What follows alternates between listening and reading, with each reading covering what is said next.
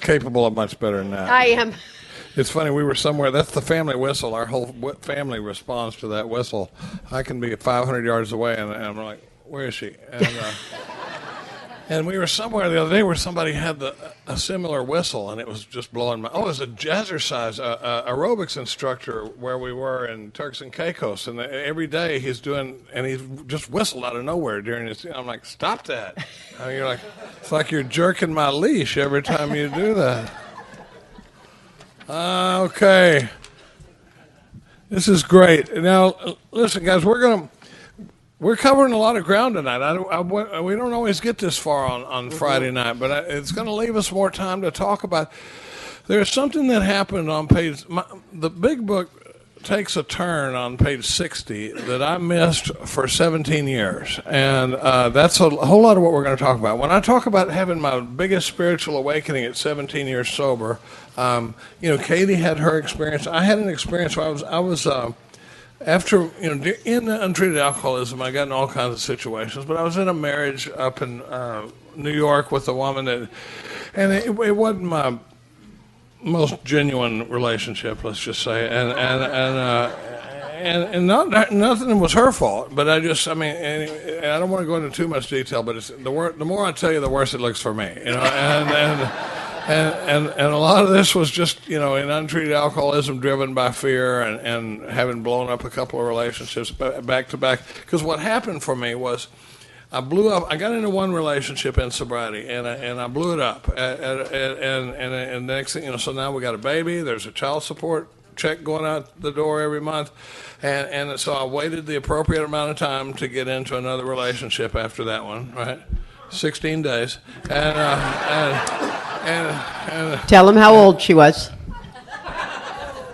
19. Yeah. And I was 33. And I see the problem with Katie getting a 20-year free look at me is that I didn't give a flip what she thought. There was times where the more thing that my stuff bugged, that the whole brother-sister thing, like one time after it doesn't transfer well into being a couple. No. Because, like we were at a time where we were doing something, and I remember we were standing in the kitchen, and I was doing something, and she goes, okay, you're starting to bug me. And I go, oh, honey, that would just kill me. I don't know if I could live with myself if I thought I was bothering you. She was like, now you're really bothering me, But for 20 years she's seen all this stuff, and I didn't care, if, let me guess, this relationship doesn't live up to your values. And she's like, no, it doesn't, but anyway, a couple of years later, that relationship blew up. And so I'm going to give you the shortest thing of where my untreated alcoholism took me, because at that point, when I'd blown up the second one, none of my life is going the way I wanted it to go. And I'm doing the best I can, and it feels like I'm showing up the best I can, and things are blowing up in my face. It seemed like everything that I would get into, and every relationship I get into. So I actually made a conscious decision to pull away a little bit from rigorous honesty and that sort of thing. I remember thinking, you know what? I've tried it your way, and I'm getting knocked to the mat every time I step into the ring. I'll show you what half measures will get me, and I kind of pulled away a little bit. Now, I was still very much about staying sober. I was very much an AA member. I'm still going to the meetings, that sort of thing. Coincidentally, about that time, people started not so much ask me to sponsor them, I've been working on a little Jeff Foxworthy routine where instead of you might be a redneck if, it's going to be like you might be an untreated alcoholism if. And, it's like if you're not exactly sure where your big book is, you might be an untreated alcoholism, Or here's the one I go, if you share in every meeting you go to and nobody ever asks for your phone number, might be an untreated alcoholism, So like that. Because I started working with this one guy. He had 31 years when I started working with him, and he goes, and he said, I had two more people ask me to sponsor him today. And I said, oh, that's awesome. I said, let me ask you something. I said, were you sharing in a lot of meetings? He goes, every meeting I went to, I would raise my hand. I said, were people asking you to sponsor me? And he goes, oh, no, nobody wanted what I had, and I don't see that. But so anyway, I get into this relationship, and we're and Kate is just done. She's watching the whole thing, and so we've chartered a plane to fly back into New York. We had a penthouse. From the outside, everything looked great. We had a penthouse apartment in Manhattan. We had a beach house in the Hamptons. We're doing, I'm calling Katie from the south of France, and, hey, guess where I am now? And she's like, and so I chartered a plane to fly from the Hamptons back into the city one time, and you can hear this story on any talk I ever give, but the engine quit. We were flying halfway between East Hampton and LaGuardia, and it was a Cessna 210 with everybody always wants to know, it was a Cessna 210 with retractable landing gear, and the guy said, I've lost engine power, I'm going to have to ditch. That's the first time I've ever chartered a plane in my life. And it's a much better story when I can tell the whole thing, we crashed into the water at night, and it wasn't much of an airplane, but it was a really crappy boat. About the time I remember thinking, we've survived this crash. All of a sudden, we're underwater, and the doors won't open, and I'm trapped in this plane with, and there were 5 adults and 1 dog, and the only non-survivor was the dog. It was a shame, but I bought another dog, and I was interviewed by this cub reporter on CNN that was trying to make a name for himself at the time. His name was Anderson Cooper, and he was doing this thing called Live from the Headlines with Anderson Cooper, and so all this stuff was going on. Well, about that time, I realized I was in untreated alcoholism, and I come back, and I don't know. I wasn't calling it. It wasn't like I ever made a conscious decision to go into untreated or middle of the road AA or anything like that. It wasn't like I said, I believe I'll choose middle of the road AA. I was doing what I thought was about the best I could, and so I come back, and I remember calling. There's a local guy in Austin named John Henry. And I remember calling him up, and I said, John Henry, man, I can't even be in a conversation with somebody. If I run into you, I have to go, hey, Rick, how are the kids?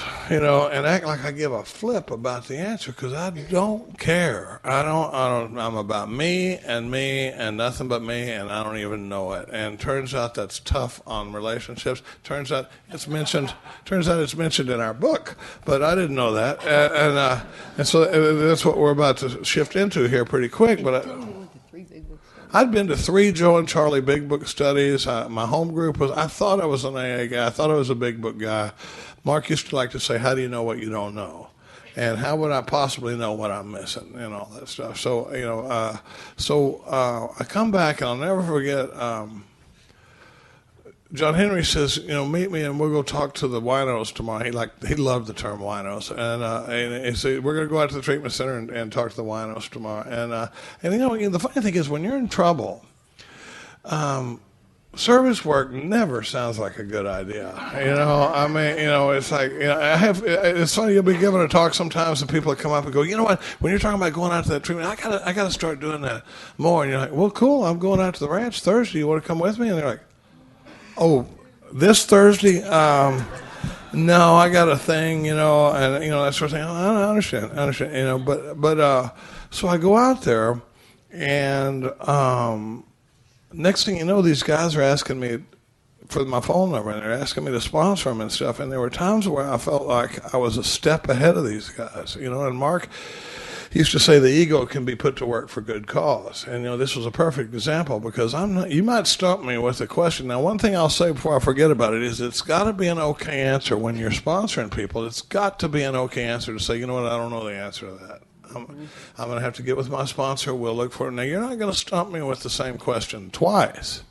That's where the ego comes into driving me to good cause, because I'm going to find an answer. I'll work harder to get an answer for you than I will for me.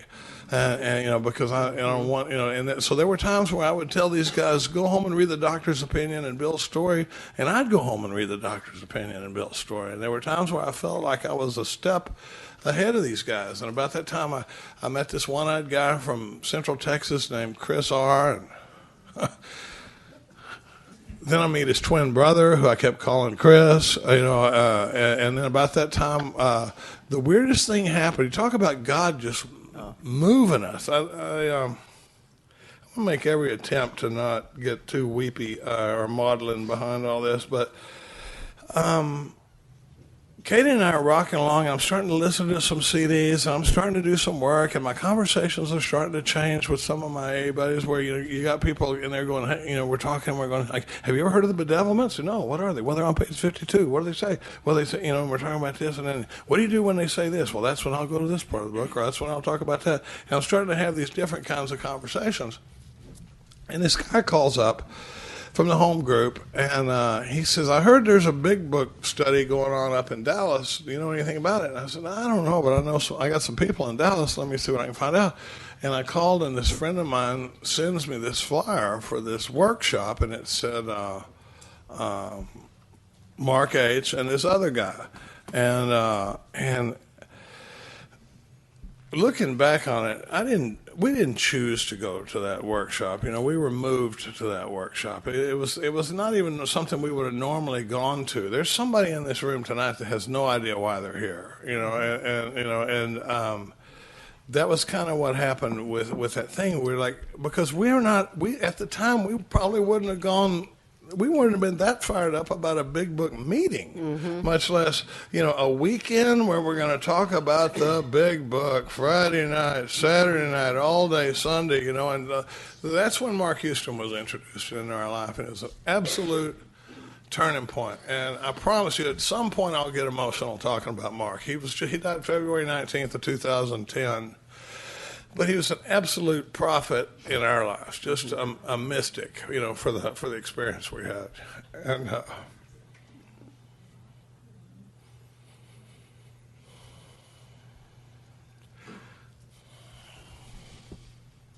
so we go to this workshop, and things changed, and that's what we're going to start talking about then, because my life took a shift, and I'm studying the book.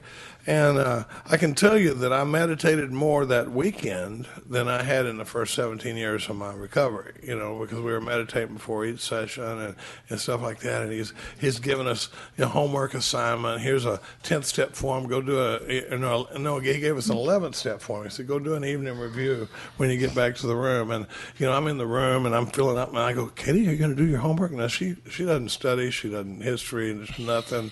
I mean, we just did scuba diving down in, we got certified to get in scuba diving a few weeks ago, and she just cheats her ass off. And I'm good. Yeah, I am good. We're going to take the final exam. Now, this is my dive buddy. That you're supposed to be able to trust with your life underwater, I just don't test well. I need for you to know that this means I'm out of air, and stuff like that. But we go in, and we're going to take the final test, and I swear to God, the girl walks away, and the tests are all right there, and I look over, Katie's over there, and she's going, A, B, C, D, A, and I was sitting outside, and I go, Katie, and she goes, shut up, just stay out there, and I go, Katie, and because I'm holding jiggers, and that's a gangster term, but turns out if you need somebody to watch out for you, you say, I need you to hold jiggers for me, because if somebody's coming, you can't go, hey, here comes somebody, so you just go, jiggers, and it works good. It works really well. That goes all the way back to when I was really running, because you can just stand there and go, jiggers, and so anyway, here she comes, but I'm waiting, and Katie's in there writing down A, C, D, A, B, A, and I go, Katie, she goes, what? I go, we've already taken that test. It was terrible. And she goes, damn it, so starts taking it, but anyway, Oh, it's so stressful. Mark gives us the evening review form to go do, and I'm back in the room, and I'm filling mine out, and I go, are you going to do your homework? She goes, no, I'm not going to do my homework. You're such a brown noser. I've never, so it's like that the whole time. I've drug her kicking and screaming. Mm-hmm. We're on the way up to that weekend. I had Chris in the CD player, and he's got some strong opinions, I love him, but but Katie keeps reaching over and she stops the CD and she's like, who's he to say this today? And then I started up again. And about and finally one point, could we just let the man talk? I mean, and we get up there and she's talking to Mark about Charlie and he won't stop looking at porn and all this stuff. And Mark goes, and I thought Katie was going to take him out.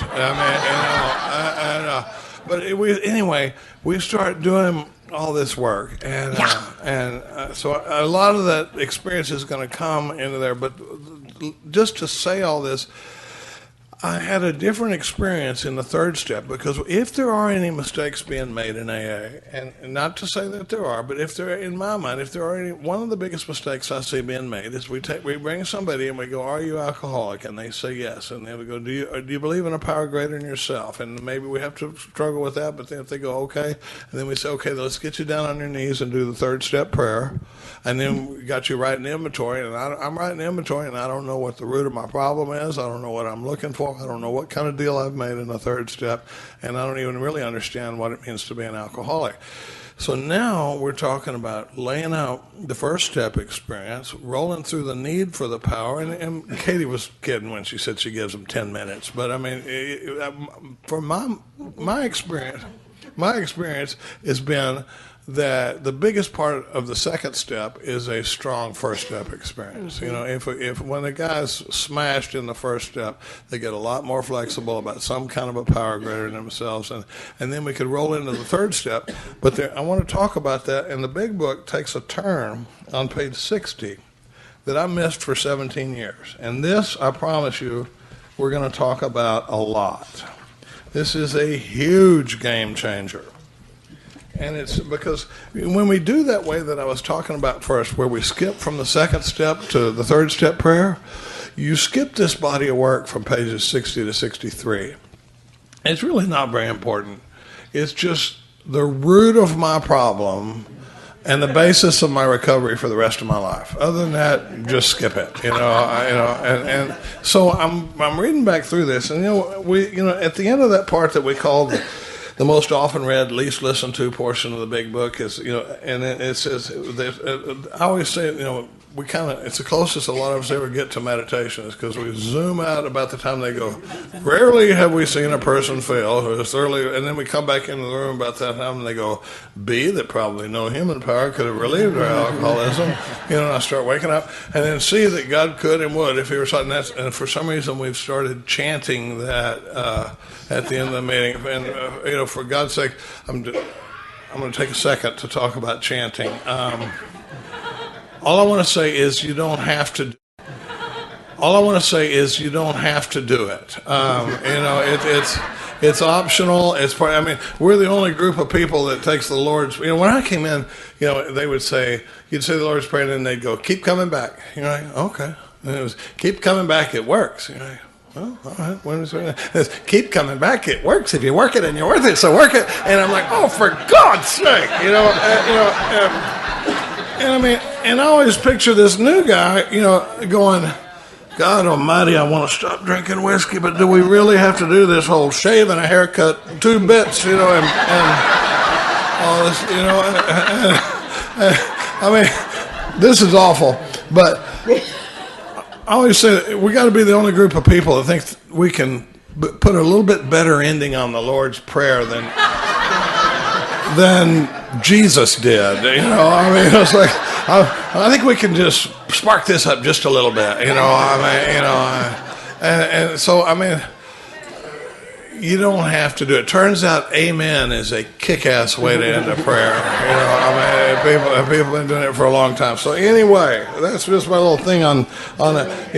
Because and then it's like, are these extravagant promises? We think not. That one really kills me. That's where I think about when we talk about we, because they're saying, are these extravagant promises? They're going, we think not. As recovered alcoholics who have experienced this process, we don't think they're extravagant promises. But I don't become part of we when I plop down $10 for my big book. When I'm sitting there with 3 days sober and you tell me fear of economic insecurity is going to leave me, loneliness and depression vanish, I'll be alone, perfect peace and ease. You're damn right those are extravagant promises. But to us, they're not extravagant promises because we've experienced it. Anyway, after this thing, it says, and see that God could and would if he were sought. You know what the next line is after that? It says, being convinced. We were at step 3. Being convinced of what? Being convinced of A, B, and C. So if being convinced of A, B, and C puts me at step 3, then A, B, and C must do a pretty good job of summing up 1 and 2. And think about it, it says A, that we were alcoholic and could not manage our own lives, so by now we know what that means. B, that probably no human power could have relieved our alcoholism. I can't do it, my mother can't do it, my best friend, my probation officer, whatever, can't keep me from drinking. And C, that God could and would if he were sought. And then it says, now, I like to turn these. We love to turn statements in the big book into questions, and when I hear it says, which is we were at step 3, which is that we decided to turn our will and our life over to the care of God as we understood Him. Now, I always picture that I'm working. Does that thing sound okay? Mm-hmm, sounds good. I always picture that I'm working with this new guy. And what would be fair questions for this guy to ask? So we're saying, okay, we need you, Rory, we're going to need you to turn your will and your life over to the care of God. And it would be a fair question for him to go, he's already smashed by step 1. He's become flexible in step 2. It would be a fair question for him to go, okay, but what do you mean by that? And what do you want me to do? And the book says it. Just what do we mean by that? And just what do we do?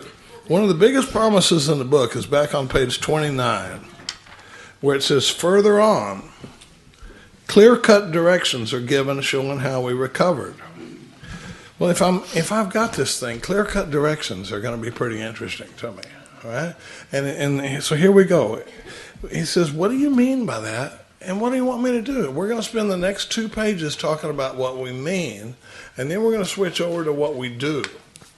But look, it says, turns out there's a requirement in step 3.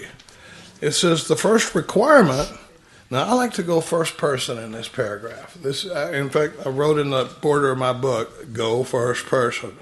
The first requirement is that Charlie be convinced that Charlie's life run on self-will can hardly be a success. When we talk about turning statements into questions, there's one right there. Are you convinced?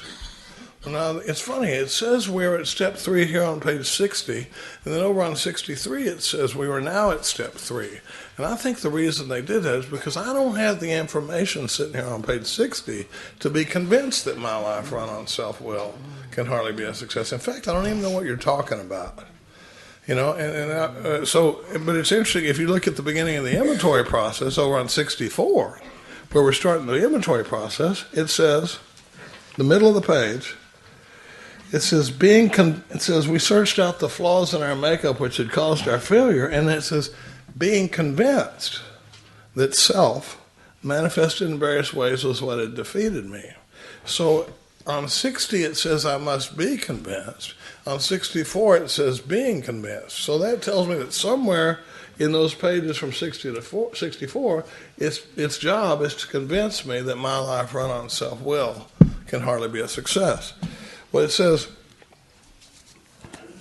on that basis, now I play with words a lot, and the more I study this book, I start seeing words that Bill seemed to think were important. And I've worked a lot with the word consciousness. That was an interesting. I've worked a lot with the word principles.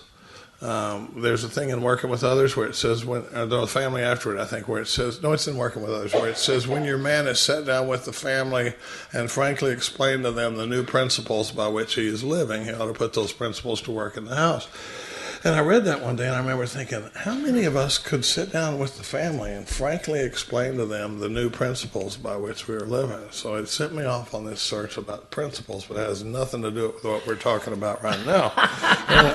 But another word was this word basis, and Bill uses it a lot. Basis, basic, and basically are key phrases that he uses on here. And so on this self-will, it says, on that basis.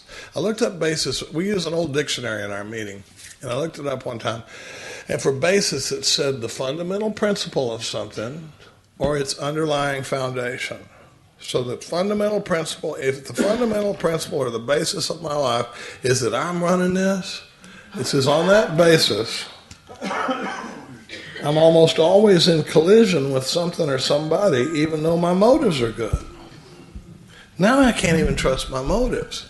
Right? This is where it really gets tricky, and in sponsorship, you get to use this a lot because I'm blind to it in myself. But I get it handed right back to me when I do a 10th step. But I mean, one of the things I see, especially with men, is that we are very focused on our motives, and there's a lot of times frankly, I don't think I should be in trouble if I wasn't trying to hurt you.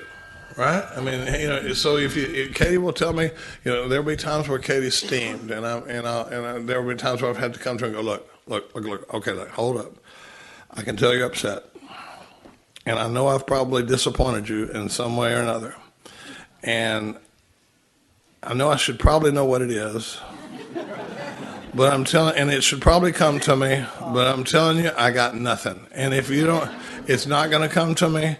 If you don't tell me what it is, I'm not going to know about it, And she's like, well, I can't believe you don't know. But there are times, then when she tells me what it is, I go, well, I wasn't trying to do that. I mean, I didn't mean to, I didn't mean to hurt your feelings. And she's like, look in here. Do you see anybody that gives a flip whether you were trying to hurt my feelings or not? It's like, but I'm like, but I didn't mean to, I didn't mean to, and so it says, so even when our motives are good, oh, you talk about getting in trouble with good motives. Here's a good one for you. Go back to your home group, Saturday morning before everybody gets there, just rearrange the furniture, and when people get there, you go, what? I was just trying to bring a little more light into the room, It's like, hell, you buy a new coffee pot and they want to kill you, But it's like, but my motives were good, And it's so I can't even trust my motives a lot of times because I think I have these great motives. It says I'm almost always in collision on the basis of self-will, even when my motives are good. Now, did anybody by show of hands read this thing about the actor and get nothing out of it? Anybody, where you read it, you just like go, our actor is, you're like, what? Well, let me see if I can break some of this down a little bit. It says each person is like an actor who wants to run the whole show. Is forever trying, not for very long, just forever trying to arrange the lights, the ballet, the scenery, and the rest of the players in this. Right now, here's the thing. The thing I didn't think about for a long time, you know why this actor is such a problem? Because he's not the director. He's just an actor. And so imagine we got this little movie going on, and my role is to, like, Julia Roberts is going to come in that door right there, and she's going to walk over here, and George Clooney is going to be sitting there. And when she comes in, my job is I'm going to have a tray of water in my hand, and my only job is to say, good morning, would you like a glass of water? Right? Got it? Here's your line, Charlie. Okay, so they go, ready, action. And the door opens, and in she comes, and I look around and I go, hold up, wait a minute, hold up, just a second, hold on just a second, and I go, I don't like the way this whole thing is going. She's too much backlit there. I don't like the dress she's wearing. I think she should wear, and then when she comes, I think she should spend more time with me. In fact, we don't even need George Clooney. I'll take that, and I'll take those lines, and the director's sitting there going, who is this Nimrod? He was supposed to say, do you want a glass of water? But it says I'm trying to arrange the lights, the ballet, the scenery, everything the way I want. Well, now that's a big enough problem, but here comes this delusion I have. It says, if only my arrangements would stay put. If only people would do as I wish. Have you spent any time around this one? If I could just get you knuckleheads to act right. It says, if only my arrangements would stay put, the show would be great. Right? Life would be wonderful. Everybody, including me, would be pleased. This isn't selfish. It's Charlie-topia, but you're all invited, And I got everybody cut in on this deal. It says everybody, including me, would be pleased. And it says life would be wonderful. Now, here's what I call the toolkit of self-will. You're almost done. I'm trying. Am I really? Mm-hmm. Mr. Technical. No, I had to tell some stories there. Well, I think I'm going to go about 6 more minutes. No. We have 30 each. That was it. That was the deal. I'm sorry. Burn it up. Well, then I'll just do the toolkit of self-will. Okay. All right. So it says, here's what I call the toolkit of self-will. It starts right here and it says, in trying to make these arrangements, our actor may sometimes be quite virtuous. Right? See if this starts to sound familiar. I may be kind, generous, patient, modest, and self-sacrificing. Right? Unless what? Unless that ain't working. Right? And it says, on the other hand, I may be mean, egotistical, selfish, and dishonest. So I always picture this halfback in the open field, juking, and so it's like, I can be mean over here, I can be kind over here, like there's this guy over here, I can yell at this guy and get him to do what I want, right? Now, this guy won't take that. If he'll blow up on me, so I can dominate this guy to get him to do what I want, but this guy won't take it. So what's he going to get? He's going to get, God dang, man, you're the one guy that understands what we're trying to do here. I wish I had more friends like you. You're the one guy that gets it. And Ray Charles can see what I'm trying to do, but that's a blind singer from back in the '70s. That's good. I'm trying. No, okay. So I did the toolkit of self-will. Keep an eye on that because that's the way I manipulate and try to get things to go away. I'm going to just let it roll right into. Darn it, I got to give it to Katie. I know. Thanks, everybody. I love you, honey. Yeah. Katie, alcoholic. I told him, I said, Charlie, we only have 30 minutes each, and this is a real problem for us, that he'll go, no, right then. And we have brought his sponsor involved in it. We have brought my sponsor involved in it. This is a big deal. So because she's either got to let me roll or she's got to look like the bitch that's riding my ass, Yeah. So I just want you to know he did an outstanding job. So give him a bigger hand. That's huge. Well, I'm just not willing to pay the tax anymore. Well, he gets ratted out because I rat him out. I'll tell you, Katie, alcoholic. The thing too that is interesting is he said, Katie, this is going to really be tough. He goes, I'm going to just go technical, and it was like, when are you going technical? So with some stories. Yeah, and I love the stories too. So I think we just do a good job together. But one of the things that I like to talk about is in the book, between the third step, which it says where I'm almost always in collision with somebody or something, even though my motors are good, and the 10th step where it says we've ceased fighting anything or anyone, this position of neutrality is this much work in the book. This is what we'll run from. We'll hide. We'll get involved in service. I'm not saying service isn't good. I'm just saying we'll hide behind that. We'll hide behind work. We'll hide at the gym. We'll do anything we can to avoid this much work. It's 24 pages. It's unbelievable. And I have certainly done it. I love what Charlie was saying about, and I'm just going to touch on these couple of things where it says, which is that we decide to turn our will and our life over to the care of God on that third step. I like to use two words. Charlie and I see things a little bit differently word-wise. I was a big cheater. Obviously, you know that now. And I still am. You scare me bad enough. I can save his life underwater. Okay, I can. I get it there. But you put a test in front of me and I go blank. It's just, this is not new information. I'm not really trying to figure that one out. It just is the case. And the older you get, you just don't have to take many tests until they set the goddamn scuba thing in front of you. And the guy goes, he goes, you want to get certified? And I thought, yeah, we've been doing these resort dives. Hey, we've been doing these resort dives. And I said, sure. And he goes, well, there's a little bit of homework and testing. And I swear to God, I couldn't breathe. It was like, huh? What is there? There's testing? And I'm thinking, well, I'm just going to have to cheat. And I thought it was fair to tell the group there at Turks and Caicos that I was cheating. And then everybody ratted me out. They're sticking their heads in while, she's a cheater. She's a big cheater. I'm like, oh my God.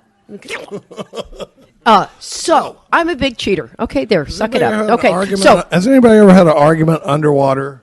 Oh yeah, we did. Yeah. Yes, we did. Every time I'd go, I need you to be close to me, and she'd be like, yeah. And she was such a doll from France. She would look at us and she'd go,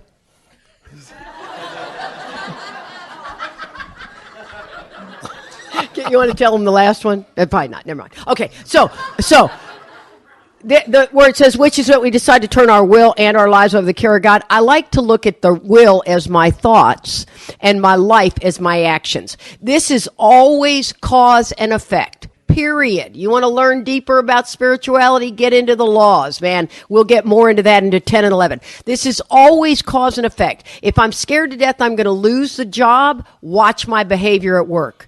I do stuff. If you don't think you're going to keep the guy, you watch him like a hawk and you ride his butt on everything. We invite people to run us off. That's what we're doing. Think about the child in your life that you buck heads the most with that you have. It's because they're just like you. Think about the parent you bucked heads most with. It's because they're just like you.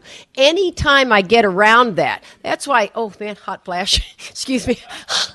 It's kind of spilling. Throw another log on that air conditioner. So I think it's really important that we're constantly looking at this cause and effect. Now, here's something else, though. Remember, we talked about the new guy coming in, learning integrity and dignity and honor and respect. All very important. But he gets lost behind that kind motive thing. And it says, the first requirement is that I have to be convinced that any life run on self-will can hardly be a success.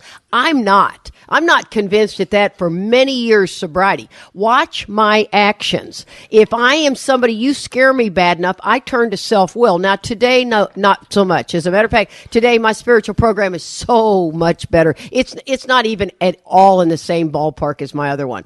But it says we're almost always in collision with somebody or something, even though our motives are good. And I always like to use two examples that everybody can kind of understand easily, is like letting somebody in traffic, right? Because I'm a giver, and right, but they better do this. See, I'm always looking for that. You got to see, or how about holding the door for somebody, but they better say thank you, right?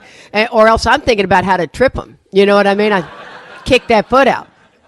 And how this is my new one that I've thought of is when there's a plastic bottle on the ground, we like to pick it up, but we pick it up like this. I'll be throwing it away because I'm the giver. You know what I mean? And what ends up happening, and I'm not saying we're not good people. Don't get me wrong. Watch yourself. Watch if you have a motive behind everything. See, we just want the world to see how wonderful we are. And most people do it without ever needing to be wonderful, right? And the other thing where it's talking about, the actor is forever trying to arrange the light scenery, I am really the sheriff, like we were talking about earlier. And I mean, oh my God, in AA, how many of you guys are the sheriff in AA? Oh yeah. Who's getting up? Who's sitting down? Who's coming in late with the coffee? You know what I mean? And if you got this old idea that you're supposed to be on time, we're taught that. I get it. I typically am a minute or two late. I'm rarely 10 minutes early. That's just never been a big value for me. But if you're the person who's going to be there 10 minutes early and then you're going to sit and judge everyone who comes in late, you've taken a good character and turned it into a defect. See, the defect now for most of us is good character, and it's turned into a defect. I'm a good mother until I'm a better mother than you are. See, I'm a good AA till I'm a better AA than you are. See, so be looking for these things. Kind of have your mind open. It's not bad. We're no longer bad people. We really aren't. I mean, we are really seekers trying as best we can to show up for people the best we can. We suffer from an illness of self-centeredness that I think we don't even get how deep it runs. It's big. And if you're sponsoring half the country, I always like to say I sponsor one half of the country and Polly sponsors the other half, and we can tell you what self-centeredness looks like. Let me tell you. Yeah, if you don't think you got it, or you don't think that many of us in AA have it, I just don't think you're sponsoring enough. You got to get people calling you, getting real with you. I want to hear the real thing. Well, Charlie talked about the toolkit of self-will. And, we have an example of that. We fly a lot. Oh, let me tell you, if you fly a lot, watch you lose it at the airport. Easy to have done. The woman sitting there on the computer and you're asking her a question and she won't look up at you and you're going to miss your flight. And I'm like, I'm coming over there and getting ready to slap the crap out of you if you don't pay attention. I've asked you a direct question and I need an answer now. You know, I mean, you hear a lot on the airlines about these people losing it. This is a very stressful thing. Well, Charlie and I travel a lot. We have weights at home. I've had scales at home. I know exactly how much my bag weighs. And so I always usually push the envelope from time to time, 51, 52 pounds, whatever. They tell me I get 50 pounds one bag. I'm going 50 pounds. You know, I'm not going 48. I'm going 50 pounds, maybe 51, 52. Same with Charlie. So we get to the airport and, you know, we are Katie and Charlie Parker, and everyone knows us, right? We were both the exact same personality. That's why we're a lot coming at you, right? We're not the yin and the yang. We're the yin and the ying. And so we're coming at you, man. And so everybody at the airport, we're like the goodwill ambassador. Hello, hello, hello. You know, it's a little parade. And we get in there and we're A-list preferred because we're that and a bag of chips, right, with Southwest. And this one woman behind there, we know them all, but there's a new gal. And she, you know, she says, A-list come. You know, we kind of walk by like. And so we get into there, and we're looking at her, and we are just kind and considerate. Hey, yeah, we're the Parkers celebrating Chicago. And she's smiling, and everything's wonderful and great. We put the bags up there, and she goes, oh, that's a couple pounds over. Well, that's kind of new, you know, and I looked at her and I thought, oh, see, I'm not the girl who unzips my bag in the airport. You with me on that? Okay, come on. Now, you may be, but I don't like that. I don't like unzipping my bag and you get to see that I got my pillow and my shoes and my hairspray and, you know, and I looked at her and I go, oh, and she goes, no, you're going to have to fix that. Oh, okay. So, you know, I'm reaching, I'm barely opening it. I'm reaching my curling iron out and whatever. And Charlie's bag gets up there. He's 51. She goes, you're a pound over. Charlie's like, oh, great. He grabs a shoe. So you want me to put a shoe in my briefcase? Okay, so this is us now. We have come up as kind and nice as we can be. And we are not getting our way. And I swear, by the time I got my cord hanging out of my purse from my curling iron, Charlie's got a shoe in his briefcase. We are walking away. We go, we will never go to her window again, ever. And this was like a month ago. But This is, I looked at him, and by the time we get through the line, which of course we go through the special line, you know, because we are that and a bag of chips, we both look at each other. I go, oh my God, Charlie, that was the toolkit of self-will back there. And, you know, he looked at me and he goes, oh my God, it really was. But I tell you what, when we go to South, we're not going to her. If she weighs us over, like, oh no, we're not going to you. We're not doing it.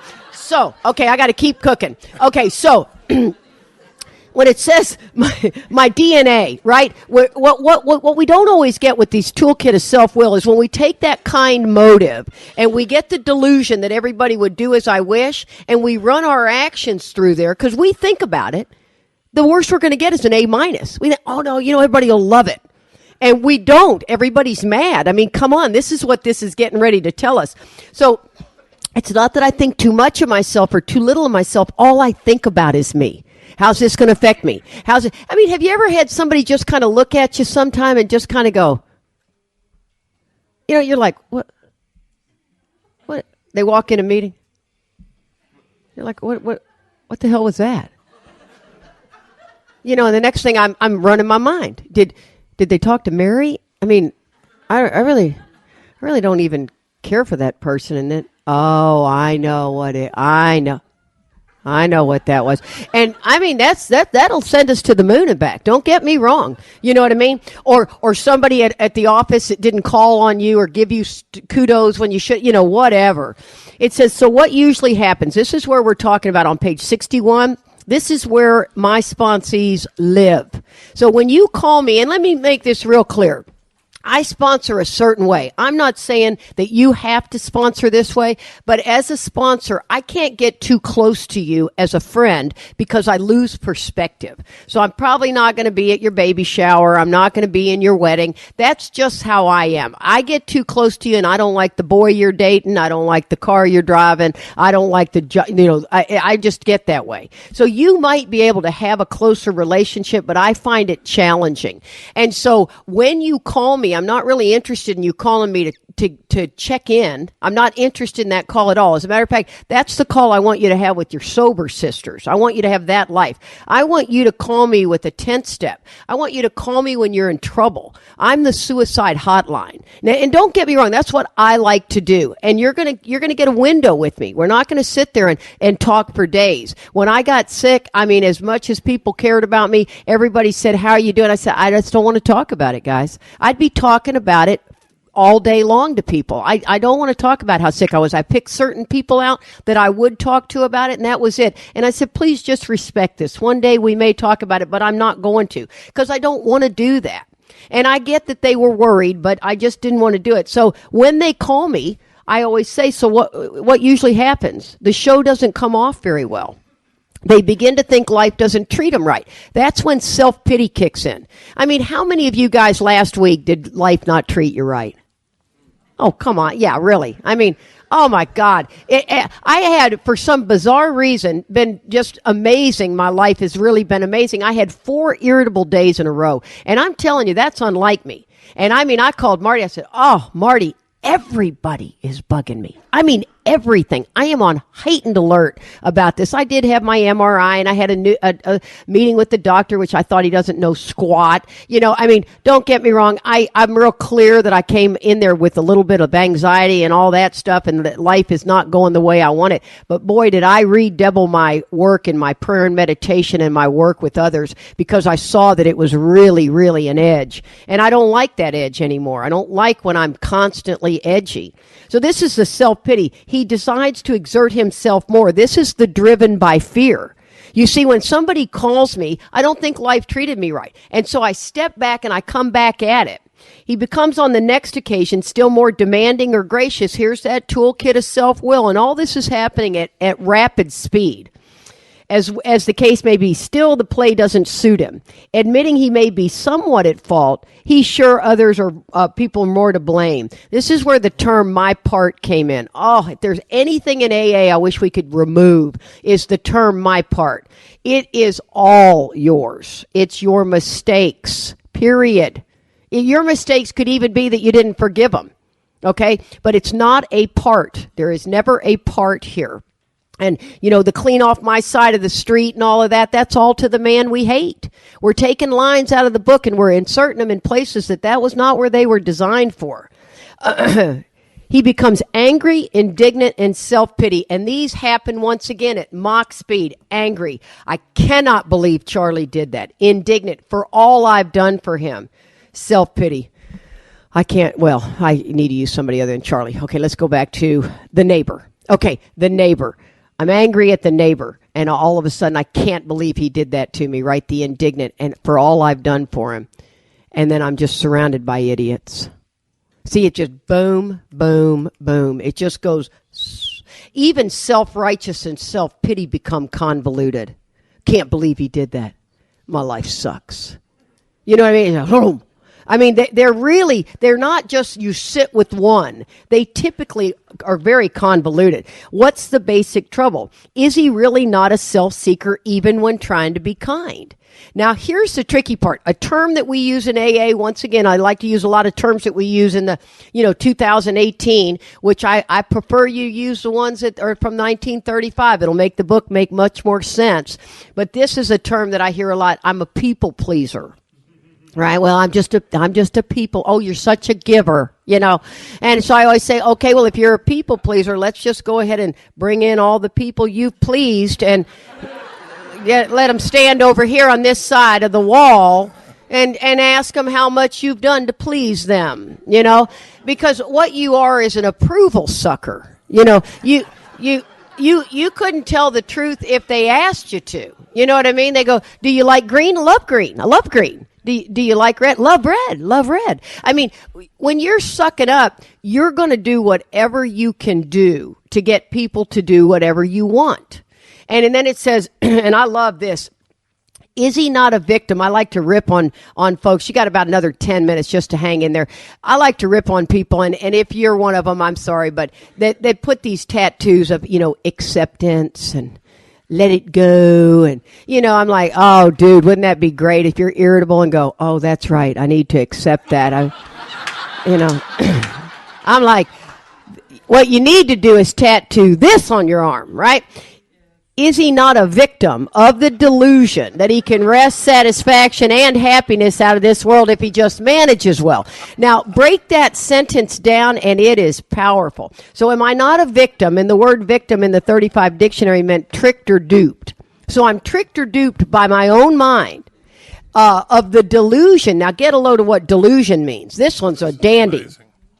Impressions that are contradicted by reality, typically a symptom of a mental disorder. Isn't it firmly holding on to? Yeah, and you know what? I couldn't find it, so I had to look it up on my phone. I didn't have it here. But can you imagine that? So it's an impression that are contradicted by reality. See, people want to call it denial. It is not denial we suffer from. We suffer from delusion. See, if you tell me, if I'm asking you a question and I know the answer is yes because I've got a delusional mind, and you say that is not how it happened, Katie, you're lying. You see what I mean? You can't, you don't say, It said like a firmly held belief that is contradicted by what is generally believed to be reality. Yep, that's what it was. You're like, what? And then it said a symptom of a mental disorder. Yeah, and so that is what delusion is. So keep in mind, have you ever gone to somebody and you go, you know what, I'm gonna ask them if they did something wrong. Did you steal that? And they go no, and you go, well, I know they're lying. Now, no, you don't. No, unless you can prove it. You don't know if they're lying. You see what I mean? And we don't even know we're doing that. And then it says, that of the delusion that he can wrest, which of course means seize by force, satisfaction to be right, and happiness out of this world if he just manages well. Have you ever had somebody say, would you rather be right or happy? Oh, that one pisses me off. I mean, I go, oh, I can give you the right answer, but I want both. Yeah, I really do. I want you to tell me I'm right and I want to be happy. And here's the deal. When it says, the victor only seems to win at war, although our moments of triumph are short-lived. The word seems is italicized because it's a delusion. Oh, and then, every once in a while you get this contrary guy in AA that my personality just bugs him right away. And Charlie has witnessed it. He's like, wow, Katie. I go, I know, it's been like that all my life. And so if you're in the room, please talk to Charlie, not me. But I said the word seems is italicized because it's a delusion. So he comes up to me and he goes, so is every word that's italicized a delusion? And I thought, and obviously it's bugged me bad enough to make a point of it. I wrote some inventory on it, and what I came to is he's actually right the way he stated that. So I like to say that in that moment, that is a delusion it's talking about. But no, not all italicus is because of delusion. But I was alluding to that. Does that make more sense? Yeah, so just so you know, I did let a little bit fly out that I still didn't care the way he handled it. But and see, I can see it in others, but I'm blind to it in me. Because I've got a reason why, like Charlie said, I got 14 items on there. I mean, three of those are apples. That's one item. You know what I mean? I mean, that's the tricky thing. I don't see it until I do this 10-step with my sponsor. Until you're resentful, dishonest, selfish, or afraid, and you bring another person in. And then it says, isn't it evident to all the rest of the players that these are the things that he wants, and don't his actions make each of them wish to retaliate and snatch everything they can out of the show? Isn't he even in his best moments a producer of confusion rather than harmony? You start making people live there, your sponsees will call and go, oh my God, Katie, I am such a producer of confusion rather than harmony.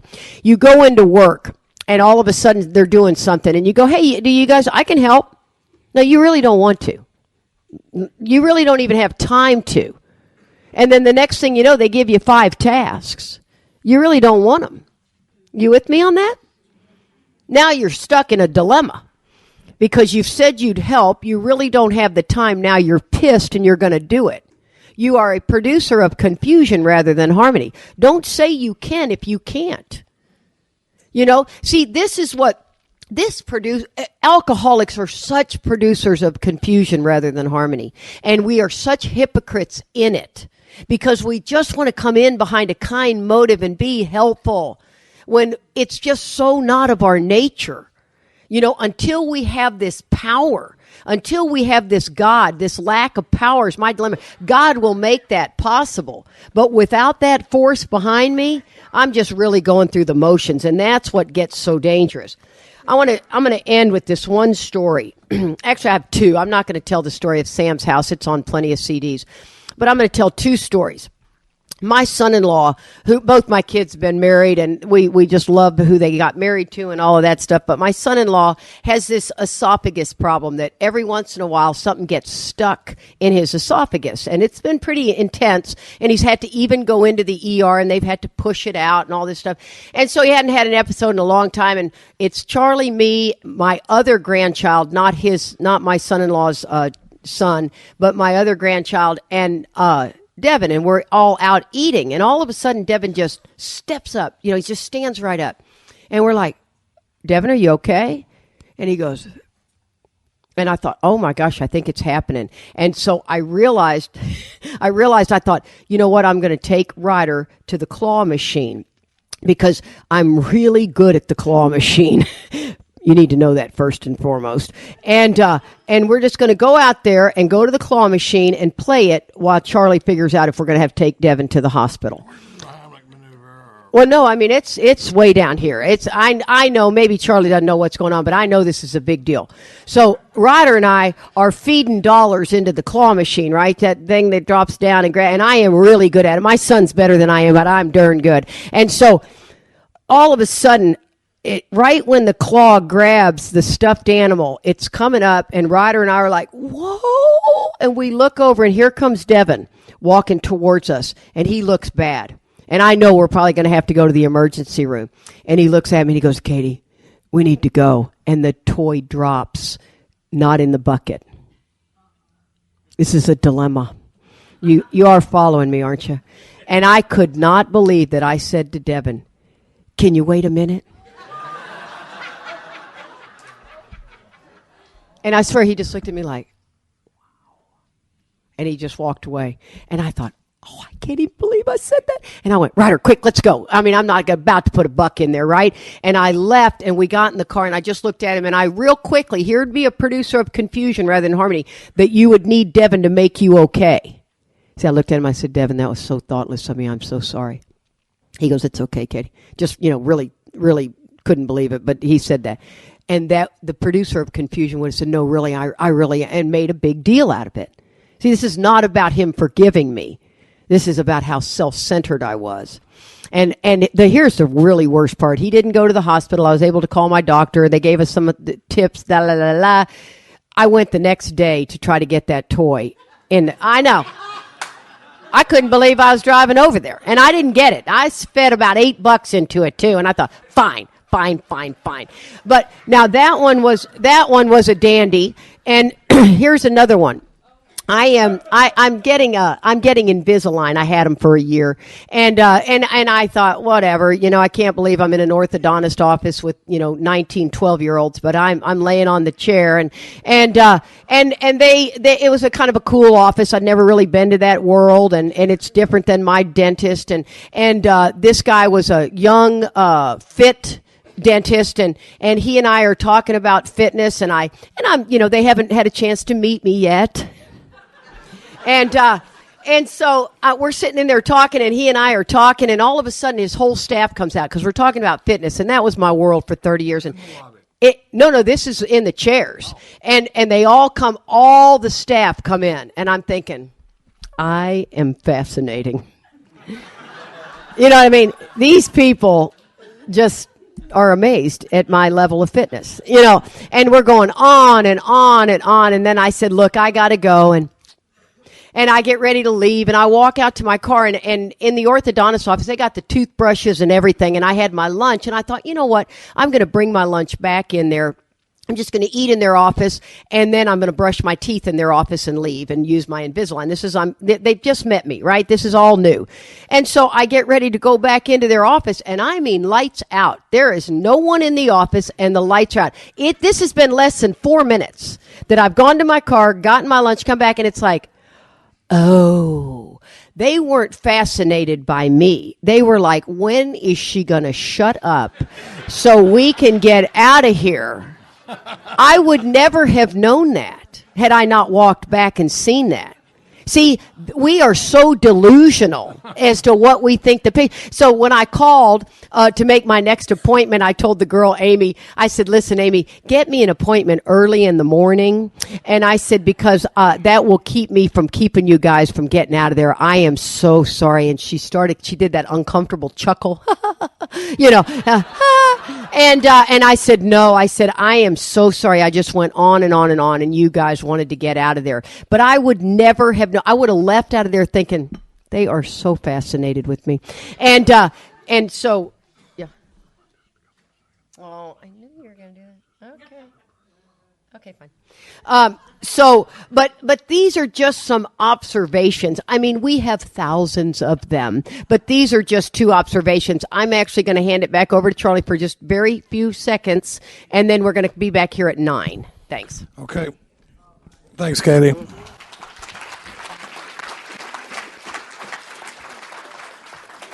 Okay, I just want to point out, boy, now all of a sudden can you hear me? We talked about this being a game changer. We're talking about what we mean now. All of a sudden, I can't hear this thing. Tomorrow, we're going to talk about how this rolls into the rest of the work, and I really I hope that you come back because it stops becoming abstract theory and starts really showing up as how it changes my program, what I'm doing differently, what I'm looking for. And it really is a game changer, especially for somebody that's been around for a minute and can't figure out why they don't feel great all the time. So I really appreciate you guys paying attention. We'll see you at 9 o'clock in the morning. Not 8 o'clock, 9 o'clock. Hey, everybody. There's all kinds of stuff to talk about. One thing I want to say is be sure and put a name tag on it. It just makes it a lot easier. At some point, if you get a name tag, it makes it a lot easier for us all to get to know each other. And, I'll never forget what's his name from last night, but it's just a lot handier if you have a name tag.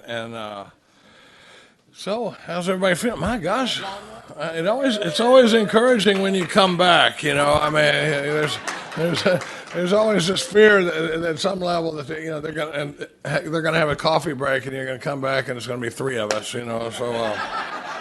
So it's encouraging. We covered a lot of ground. Everybody hear me? Okay.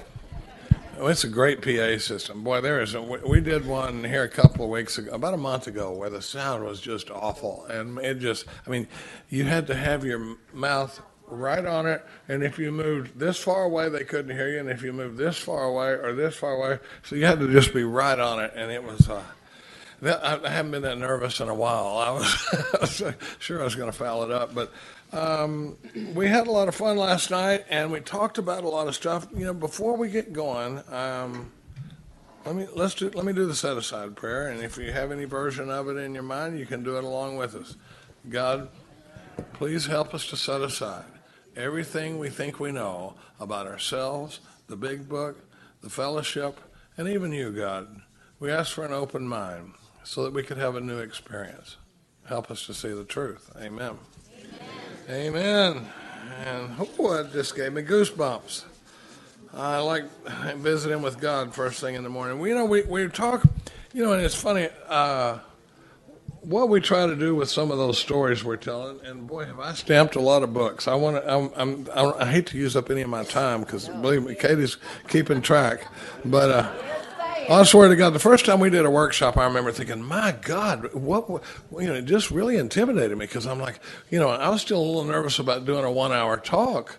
And then they're like talking about doing Friday night, all day, Saturday, Sunday morning. What on earth would we talk about all that time? And this friend of mine that had asked us to do it, he said, I'm going to send you over a perspective schedule. And you look at it and it says like, 9 to 10, Charlie does step one, and then 10:30, and I swear to God, the first thing after I looked at the schedule, I went, oh, I'm going to need more time. It's like, so it always feels like we got all the time in the world, but there's a lot to cover now. I do want to say something. I'm having a lot of fun stamping those books. Somebody said, why did they take it out? Because that's a good question. If they felt necessary to take it out, why are we putting it back in? And it was there was a copyright dispute because we had copyrighted the circle and triangle, but we weren't the first ones to use it. It's kind of an ancient spiritual symbol.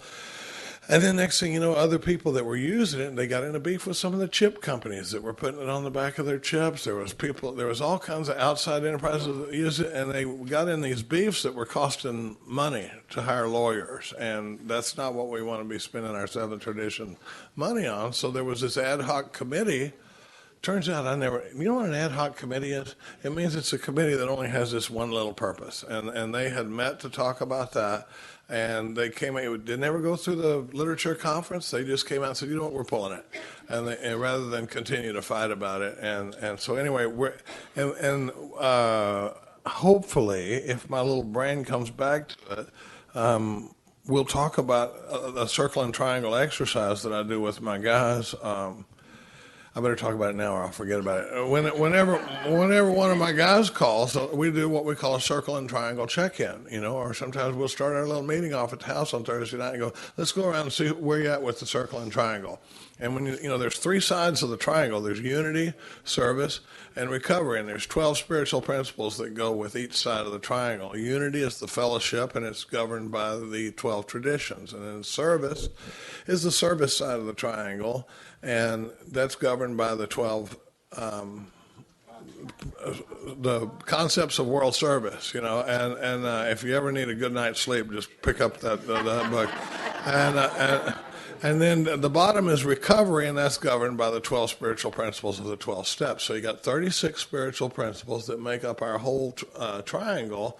And so when we do a circle and triangle check-in, the guys will go, well, let's see unity. I went to 3 meetings this week, and I went to lunch with the guys after the noon meeting on Wednesday, and that's what I've done in the way of fellowship. And then service, I helped set up at Primary Purpose Group Tuesday night, and I got a service commitment out at the treatment center on Wednesdays, and then stuff like that. And recovery, recovery, the steps I probably did 4 or 5 evening reviews this week, and I did my morning prayer and meditation 6 days out of the 7 this week, and I'm sponsoring X number of guys, and I don't have any current amends, and I wound up, I think I did 3 10th steps this week with my sponsor, and so that in a really short amount of time, using what we call the circle and triangle check-in, you can get a pretty good bead on where a guy's at that you're talking to. So I just offer that for your consideration.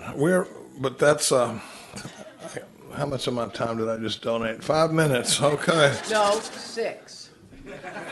I want to thank Kyle for bringing the coffee. God bless you, Kyle. That's nectar of the gods. My God, sometimes I go to bed thinking, oh boy, when we wake up, we get to have coffee. Yeah.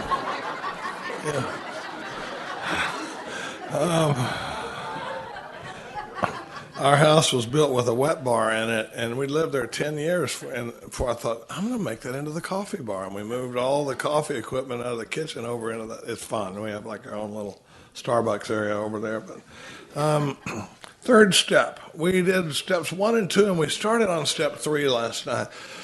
And I'm Charlie Parker. I'm alcoholic, by the way. Yeah, so happy to be here. This is such a great crowd of people. I mean, and I'm not just sucking up to you. I mean, it's you guys have got something special going on here. This energy is not everywhere we go, and so so anyway, it makes for to be a lot more fun, and I think a lot more effective. There's on page 132, it says if the newcomer could see no joy in our existence, he wouldn't want it. So even having a good time is about others, I mean, it's like avoid the deliberate manufacture of misery, but if trouble does come, cheerfully capitalize on it as an opportunity for God to prove his omnipotence. Try that the next time your car won't start, just like, Okay, God, can't wait to see how you work this one out. But that's the deal. So anyway, we're talking about step 3, and we told a lot of stories last night, and all those stories are kind of used to talk about this self thing we're going to talk about. When I say that the book takes a right turn on page 60, and I missed it for 17 years, it's funny, I said that in a talk one time in Arkansas. And the next morning at breakfast, this guy came up to me and he goes, and I'd gone into a little more detail about what we're going to be talking about this morning. And he said, you know how you said you missed it for 17 years? And I said, yeah. He said, I missed it for 22 years. He said, I had to go back to my room last night and see if my book really said the stuff that you were talking about, because I'd never heard it before.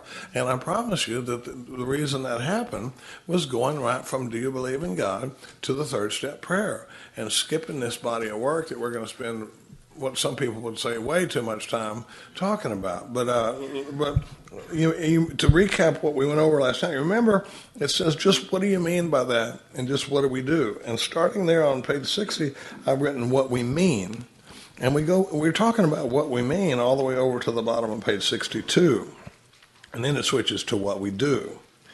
But when Katie was talking about last night, you remember when I'm this actor trying to run the whole show and it doesn't go right, it never seems to go right. Most of my 10th step calls from sponsees could go right here on page 61, where you just go, let me guess, buddy, the show didn't come off very well today. You're starting to think life doesn't treat you right, and that sort of thing, because it's just all the time.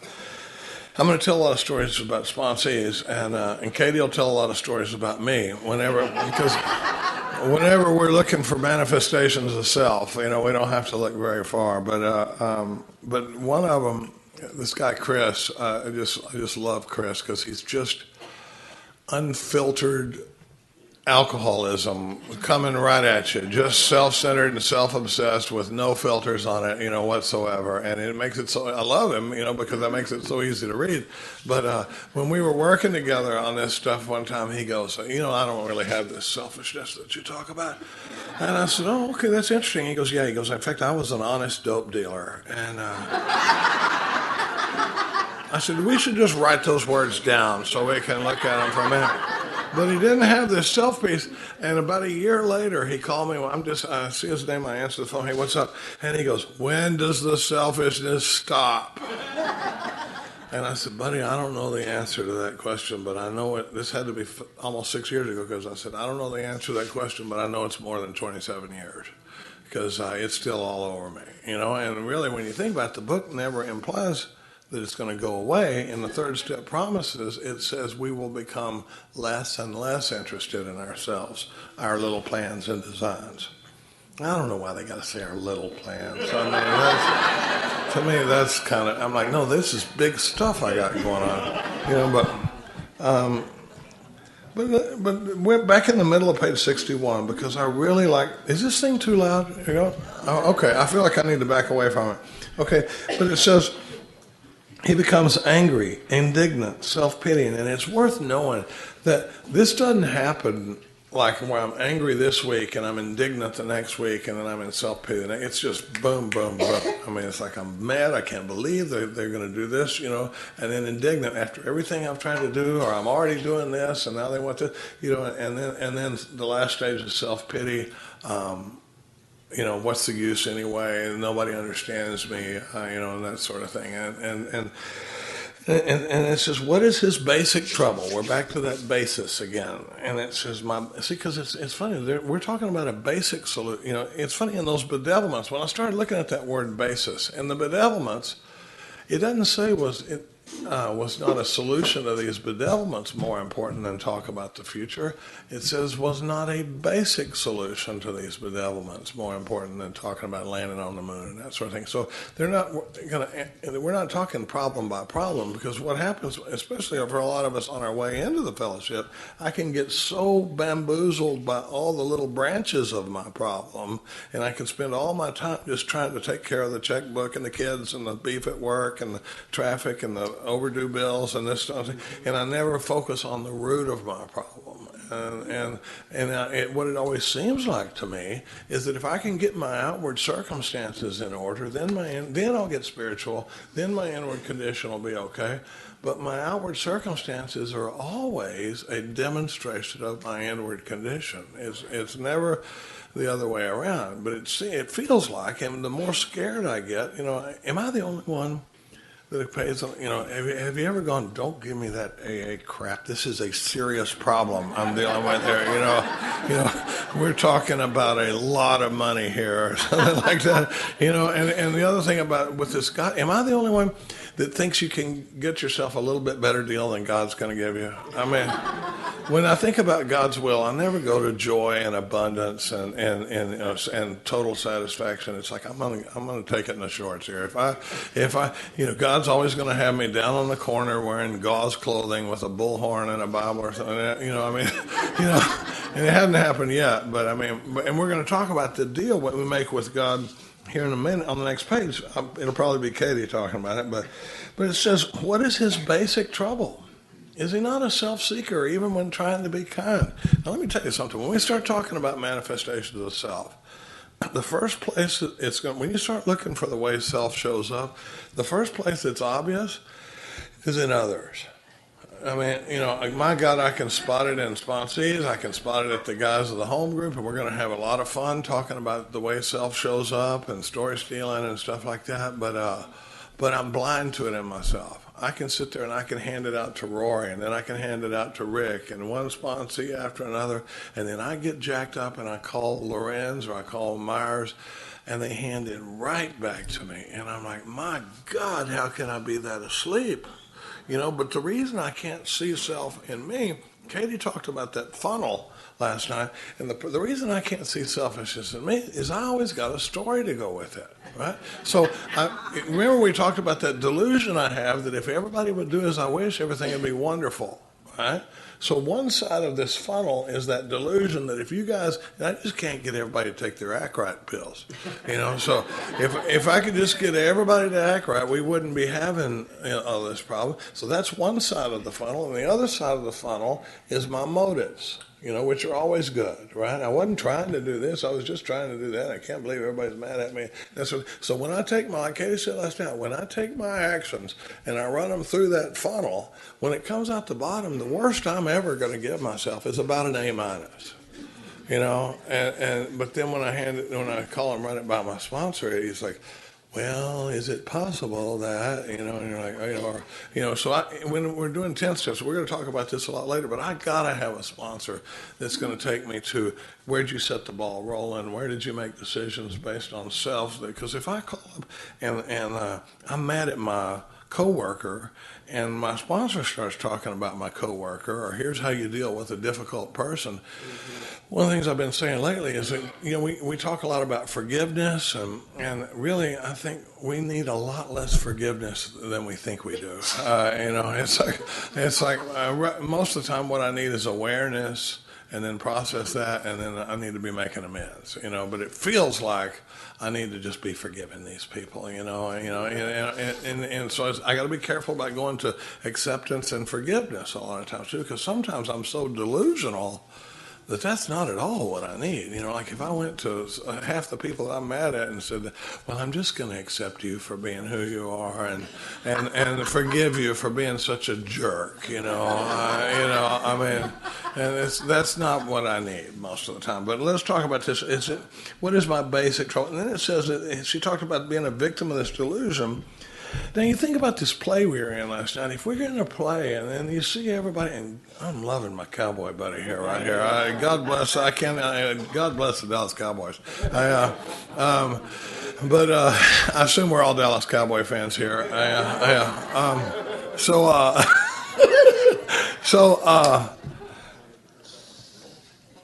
was boy. There went the bunny trail. Squirrel. Victim Yeah. But no, we were down to this play with the guy in it. Now, if we're in a deal and you got somebody hogging it could be putting a conference together, but you got one guy that wants to do all the work. He doesn't want to, he wants to be the one chairing the conference. He wants to be, and when everybody sees that this one person is trying to move their way to the front line, what are we going to do? we're going to start clawing our way to the front. And it says, and isn't it evident to the rest of the players that these are the things he wants? And do not hit, this is the first new paragraph on 61, way down towards the bottom of it. And do not his actions make each of them wish to retaliate, snatching all they can get out of the show? Right? Is he not even in his best moments a producer of confusion rather than harmony? Now here it's about to get really heavy. It says our actor is self-centered, egocentric. So now self and ego are kind of interchangeable, but he's saying I'm self-centered or I'm ego-centered, and that sort of thing. But when you turn over to the next page, it says, this is our founders trying to talk to us. It says selfishness, self-centeredness. That, we think, is the root of our troubles. This is what did my glasses wind up here? I don't know where they went. Here, you can use these. Yeah. I wonder why I was having so much trouble reading that. I have lost my glasses. These will be cute. They're kind of manly. Yeah. Holy cow. I got some. Oh, too much? That's a lot of frame, honey. I feel like I got goggles on. How about these? Oh, these are even better. Oh, I have tons. Okay. And it says, selfishness, self-centeredness, that we think is the root of our troubles. What? So the root of our troubles, back in Bill's story, it talks about take away my difficulties, root and branch. We're not talking about the little ways that my troubles manifest as much as the root of my troubles is selfishness and self-centeredness. And man, I'm telling you, I was 17 years sober when over on page 60 when it said the first requirement is that I be convinced that my life run on self-will can hardly be a success. And I clearly remember the first day I saw that. It was like it just went whoop up off the page, and I was like, my God. Not only am I not convinced of that, that line has never touched me. I had zero experience with that line because we went right from see that God could and would to over to the third step prayer. So not only am I not convinced that my life run on self-will can hardly be a success, you know how you'd have been able to tell? By watching me. I always say, if you want to see what I believe, don't listen to what comes out of my mouth. Watch my feet. Mm-hmm. And do I look like a guy that's convinced that his life is run on self-will can hardly be a success? Or does it look like here's a guy that thinks, now that you got the booze off of me, I'll take it from here? In the 12 and 12, Bill says something about that we can have faith in God and keep him out of our lives. And the way that shows up for a guy like me is I'm going, oh, man, yeah, God is awesome. God's awesome. I mean, he took away my drinking problem. I mean, if I ever have a big problem, I'm bringing God right in. Now, I don't need him for this deal with Katie, and I don't need him for this thing with my kids, and I don't need him for this thing with the IRS, and I don't need him for this thing at work. But if I ever have a really big problem, oh, yeah, God. But in the meantime, God, just take a knee, and I'll let you know if we're sending you in, And that's the way I lived my life for a long time. And I'd do a 10th step if I really foul up, but most of the time I got this, And that was what was driving people crazy, and that was what was blowing up marriages, and we're going to talk about that a lot. So it says...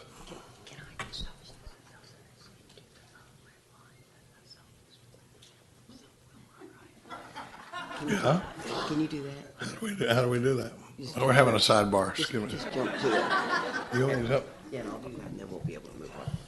So what am I supposed to jump to?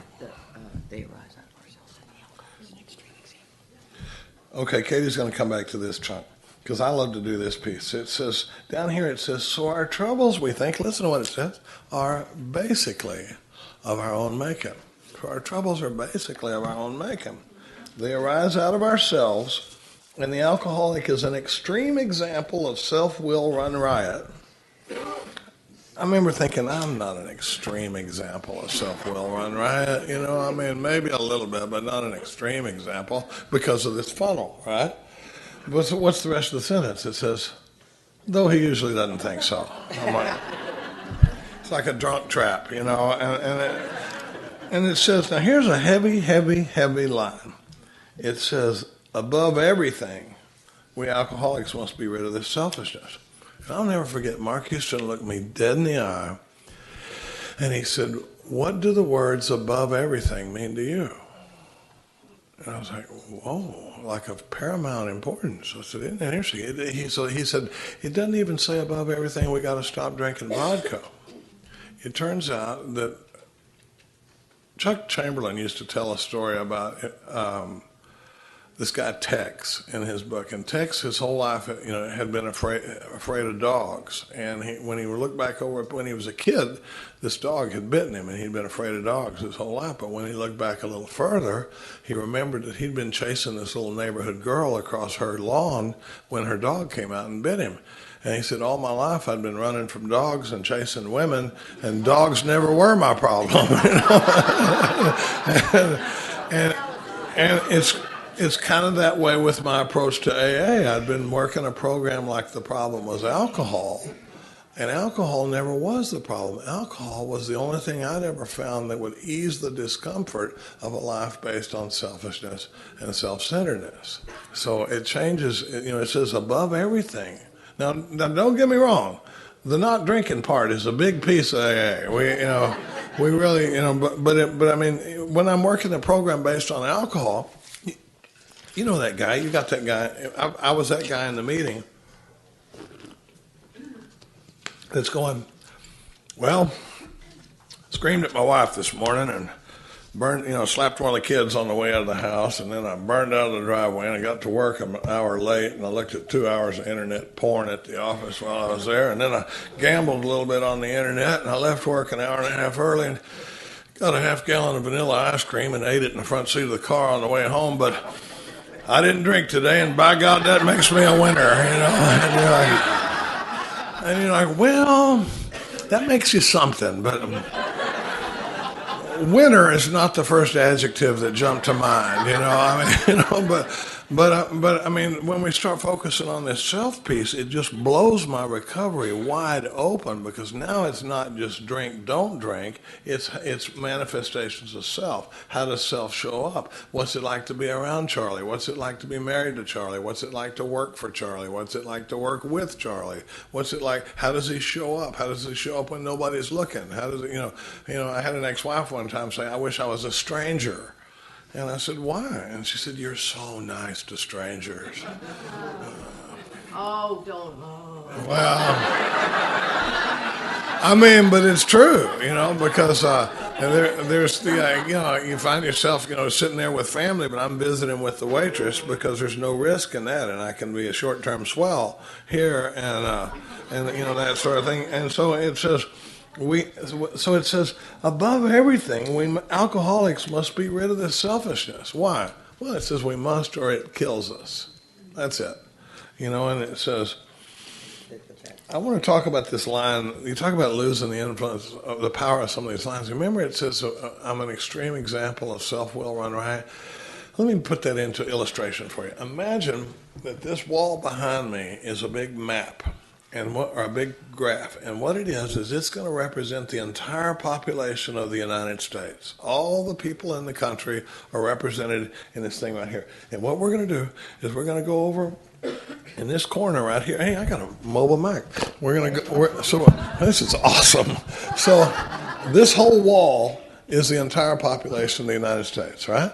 So what we're going to do is we're going to come right over here, and we're going to build about a 25-foot high chain link fence with razor ribbon and barbed wire and guard towers and all that stuff. And what we're going to do is we're going to go out in the population, and we're going to get everybody that is self-will run riot.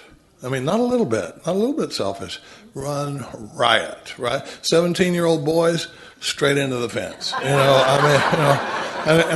I know some of you are thinking of some of your home group members thinking they're in the fence too, But we're going to move everybody that is self-will run riot into this fenced area, right? Okay, so are you getting an idea of this population in here? Now what we're going to do is we're going to go into this population, and we're going to pluck out the extreme examples. These are the people that are driving the other self-will run riot people crazy, okay? These are the ones where they're going, oh, this guy here. I mean, we're going to pluck out just those people. Welcome to Alcoholics Anonymous.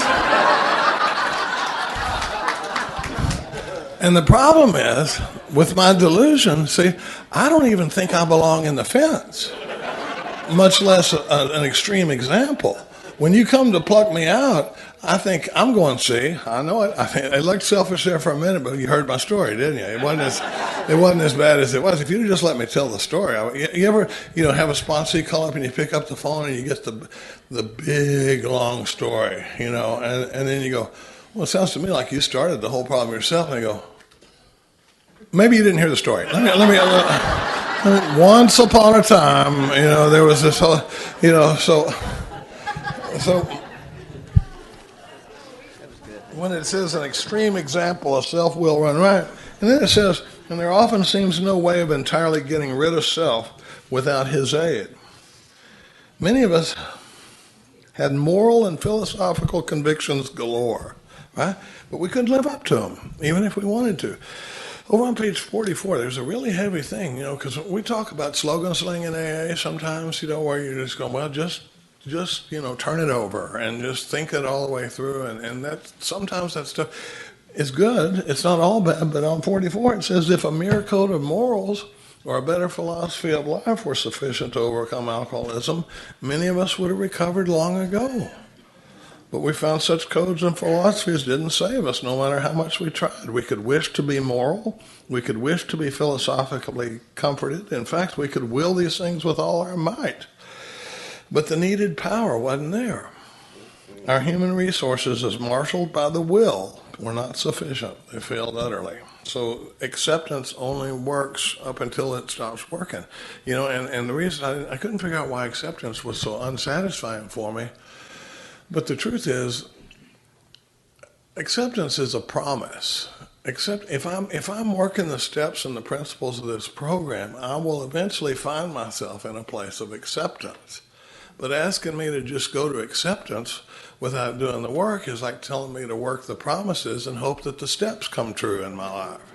It's getting it backward, and it can be comforting sometimes. But if we're going to talk about acceptance, I need for you to tell me how to look at it from an entirely different angle and how to go to God with it, and where am I delusional and that sort of thing. And then, well, good. So it says, neither could we reduce our self-centeredness much by wishing or trying on our own power. We had to have God's help. Turns out I can't get over myself, and I can't quit playing God without God. It'd be nice if we could have this conversation and I could just go, you know what? By God, that guy from Texas is right. I'm just going to be less selfish. I'm gonna probably sign up at the soup kitchen tomorrow,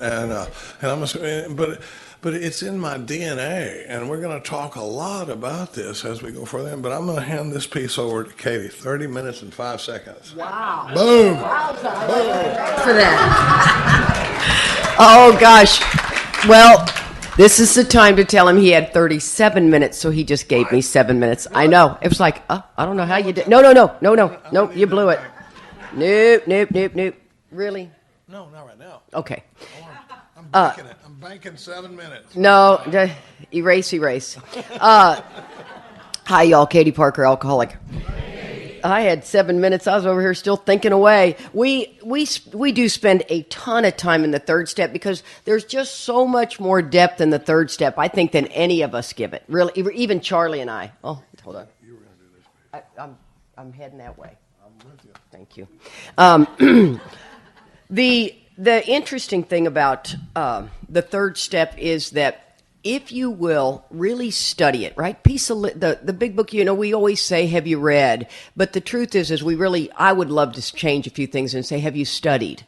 Because the book is designed to be studied, not read. Never read 3 pages. I mean, that just doesn't give you the depth of studying a paragraph. Study a paragraph for a week. Every morning, take that paragraph, read through a line at a time, and ask yourself, what does that mean to you? I mean, we've got to slow everything down. We are such people that we have the hardest time living in the moment. And we like to talk about it. I'm only sober for 24 hours. We talk a good game. But I don't really believe most of us really live that deep of a game. And I'm not saying, judging good, bad, right, wrong. I'm just talking the facts.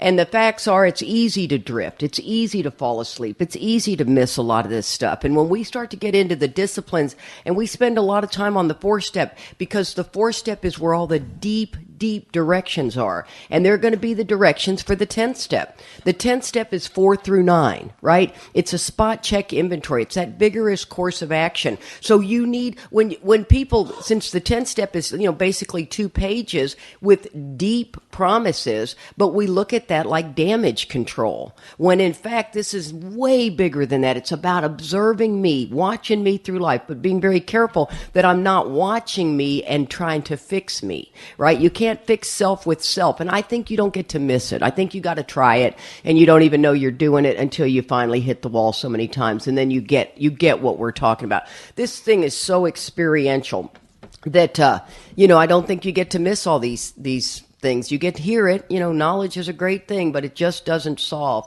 the self problem. So we're going to go back to page 62 on the selfishness and self-centeredness, where it says, now, once again, I like this paragraph. I like breaking this paragraph down. It says, we think that we think is the root of our trouble. Is the root of our trouble. Remember, Bill is always talking about root and branch, getting down to the root of things. If we're not careful, and I'm going to step out here with something right out of the gate, but if we're not careful, we go to our sponsor for the answer to my problem. The only answer to my problem is you to get me connected to the power so I can hear the answer to my problem. I don't want my sponsor saying, well, they're no longer good for you. You need to get a different job. You need a different car. That's a very dangerous position to put, first of all, the sponsor in, and the sponsor to think that's their direction. I did it for years. I mean, I was really more of a life coach than anything. And how do you know what you don't know? And I was helpful. Don't get me wrong. I did 10 years of codependency group therapy, for God's sakes. I mean, I'd learned everything you can learn about self and family dysfunction. It was all based on alcoholism and families about, alcoholism and the teetotalers, and I knew a lot. So I was actually very helpful there. And I'm not saying counseling's not okay. The only problem is if you're not careful, I think counseling's a real privilege, but if you're not careful, counseling never gets to the 4th column of an inventory. They never are going to say, you need to go back to your father and make an amends. They're going to say, that's a very harmful man to you. You probably ought to stay away from him.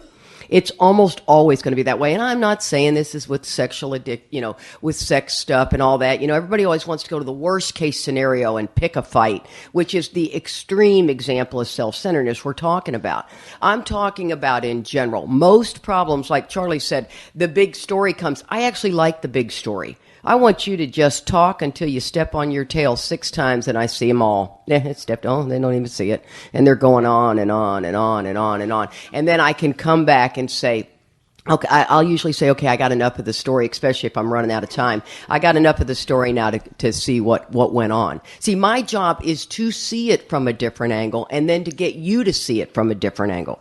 And then once you see it from a different angle, then you take it to God. My job is merely the vessel.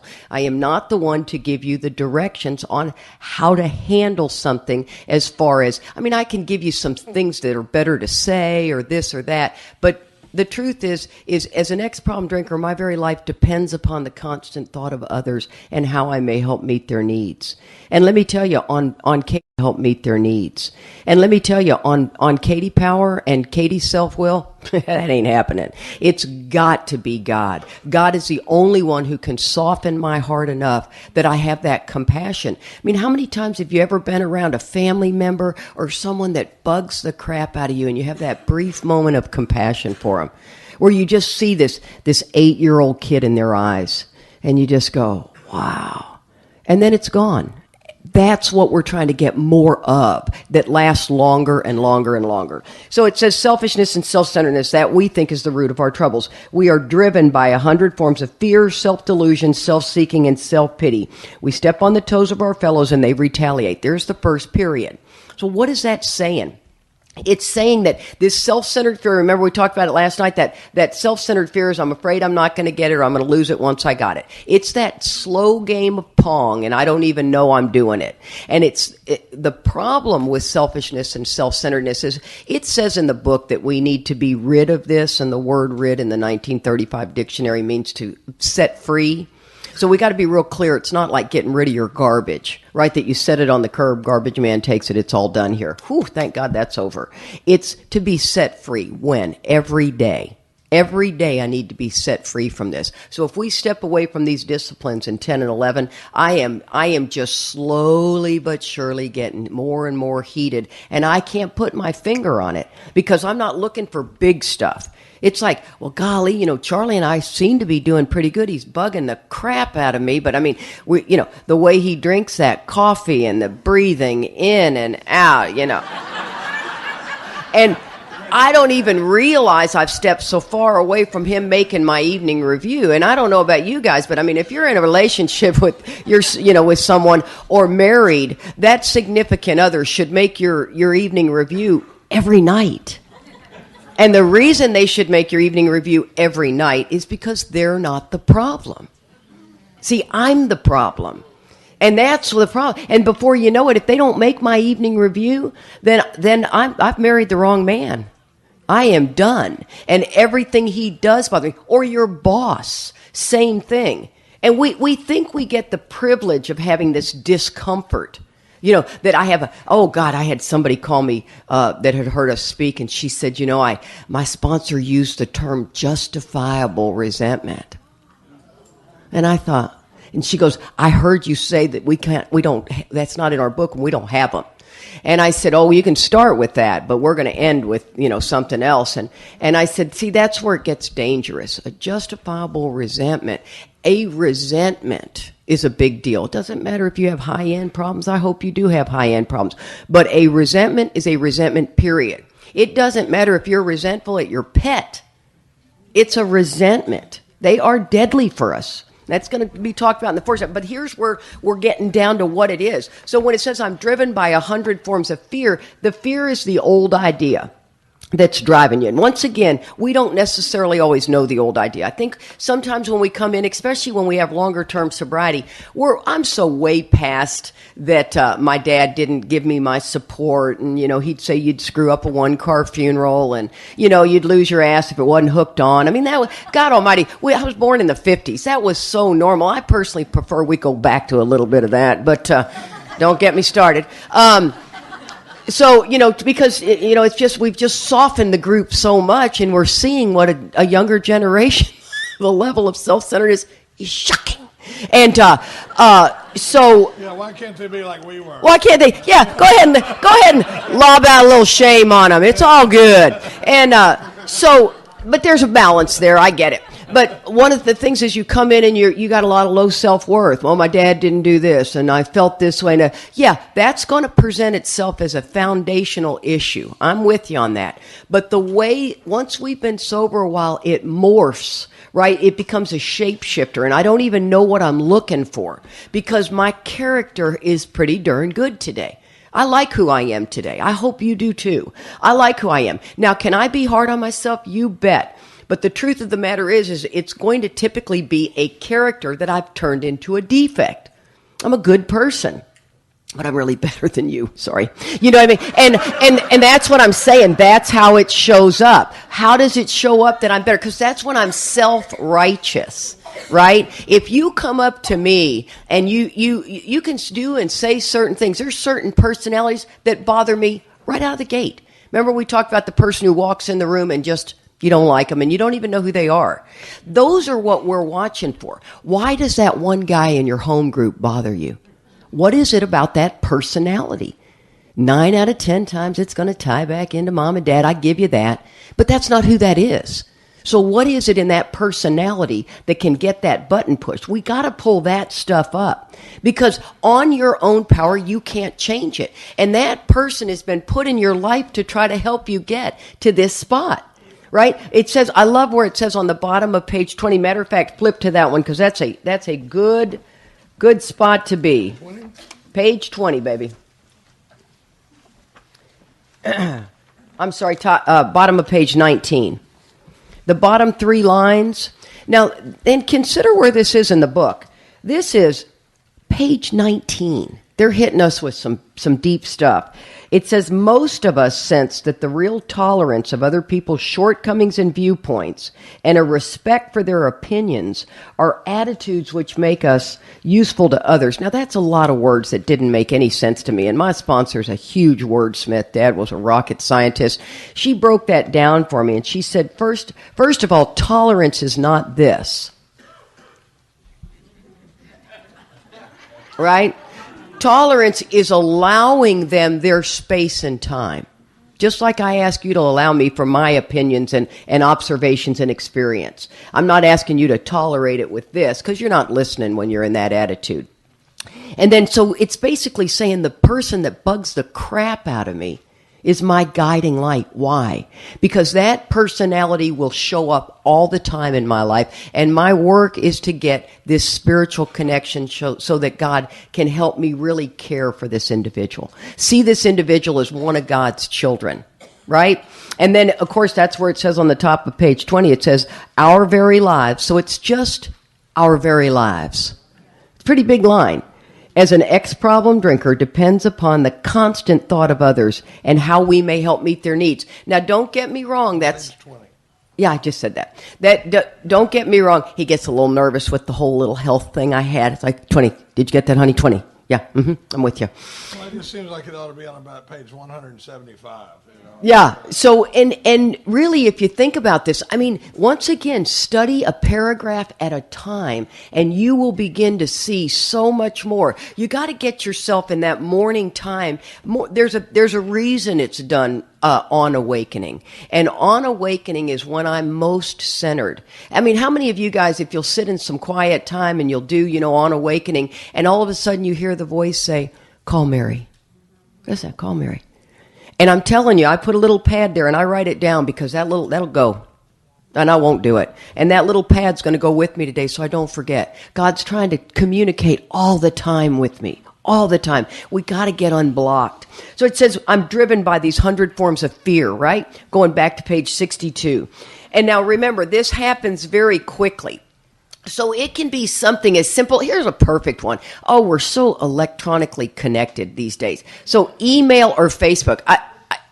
Forgive me. That seems to just piss everybody off. Facebook. I don't know why you're on it, but I think you're on it to be bugged sometimes. Because I'll tell a sponsee after a while, I go, what would happen if you turn that off for a week? Just 1 week. Don't look at it. Don't get, because you're bugged by what people are saying or doing and all of this stuff. Just look at it. You can go back on it, but just see. You've got to get to a place to where you're watching yourself. So, because you know yourself better than I. And so these 100 forms of fear, it could be an email. How about somebody sends you an email or a text and it's in capital letters? What are you doing? Well, capital letters means you're yelling at somebody, right? And I'm like, what? And the first thing you just want to snatch that and just send it right back. I'm telling you what, that pause when agitated or doubtful in the 11th step is way deeper than pause when agitated or doubtful. Pause when agitated or doubtful, it's pause, ask, remind, and say. There's a lot going on. See, once again, we'll take a line out and we'll say, oh, I paused when agitated. Oh, there's a lot more than that. I can pause when agitated sometimes on self. But by about the fourth time, I'm not pausing. And so this is where it's always tying back into this third step. So I'm driven by this fear. Bad email. Saw something on Facebook. All of a sudden, how about this on Facebook? Somebody had a party and you weren't invited. Here's all the pictures. Or else, so how about this one? How about you had 4 of your girlfriends went somewhere and they didn't invite you, and you are the 5th person of that posse. You didn't even know it was happening. Oh, I'm telling you, you just click, click, click, and you're just listening in on the phone call type deal. You know what I mean? I mean, you see a world that sets you up for trouble. Because I can promise you, before we had any of this connection, people were doing that all the time. I just didn't know about it. And for whatever reason, they didn't ask me. But my ego can't handle it. I need to know why. And then I need to blow each and every one of them up. And I'm telling you, That is where it says, I'm driven by 100 forms of fear. And throughout the day, now I woke up, I was doing my prayer and meditation. It's all smooth, right? Right before I get ready to go to work, I look at the phone, pull up Facebook, see the picture, boom. I'm down the tubes, man. And then the rest, it's like a pebble in your shoe. This is what the bondage of self looks like. I couldn't stop those voices if you paid me. And then somebody comes up to you with a real heart-wrenching story, and my first thought is, great. Oh, boy. I got to act like I really am concerned. Ooh. And I got that going on. I could see that's what God is trying so desperately to keep us out of that spot. And so then it says that I'm driven by these 100 forms of fear, self-delusion. I'm up in the mind. And the mind must get a storyline. It must. It's going to search and search and search. And we'll get into the laws when we get into 10 and 11. But it's the law of subconscious activity. The world is governed by laws, guys. I'm telling you, if you don't know much about the laws, open your mind. It will rock your world when you begin to understand the laws. Hinduism, Buddhism, Judaism, Christianity, doesn't matter what you believe. Heck, Mother Nature. It's the laws, right? And the laws of gravity. We don't ever doubt the laws of gravity and jump off a building and hope it's suspended, And the law of electricity. These laws are all in effect. The laws that govern our states. And then there are spiritual laws. And the mind retains so much information we don't even know about. And you'll be sitting there with that pebble, and then all of a sudden it's like somebody just hit the red button. Bang! I know why they didn't invite me. And there you have it. There's the illusion that you think you know. You got no idea. But now you're not moving off that mark until all four of them admit that I was right. And then it says we go into self-seeking. So I got to go be sure that all of them know. Now, I'll probably do that by going around the bend. I'm going to ask all the other people that know them, right? So I'm going to start a pretty big pot-stirring issue here, right? Or I'm going to see them, and I'm going to give them the cold shoulder, right? I mean, I'm going to do something. Self-seeking is always an action. Not making a phone call, not returning a call is self-seeking. Don't get confused on that one. And then I'm going to go to self-pity.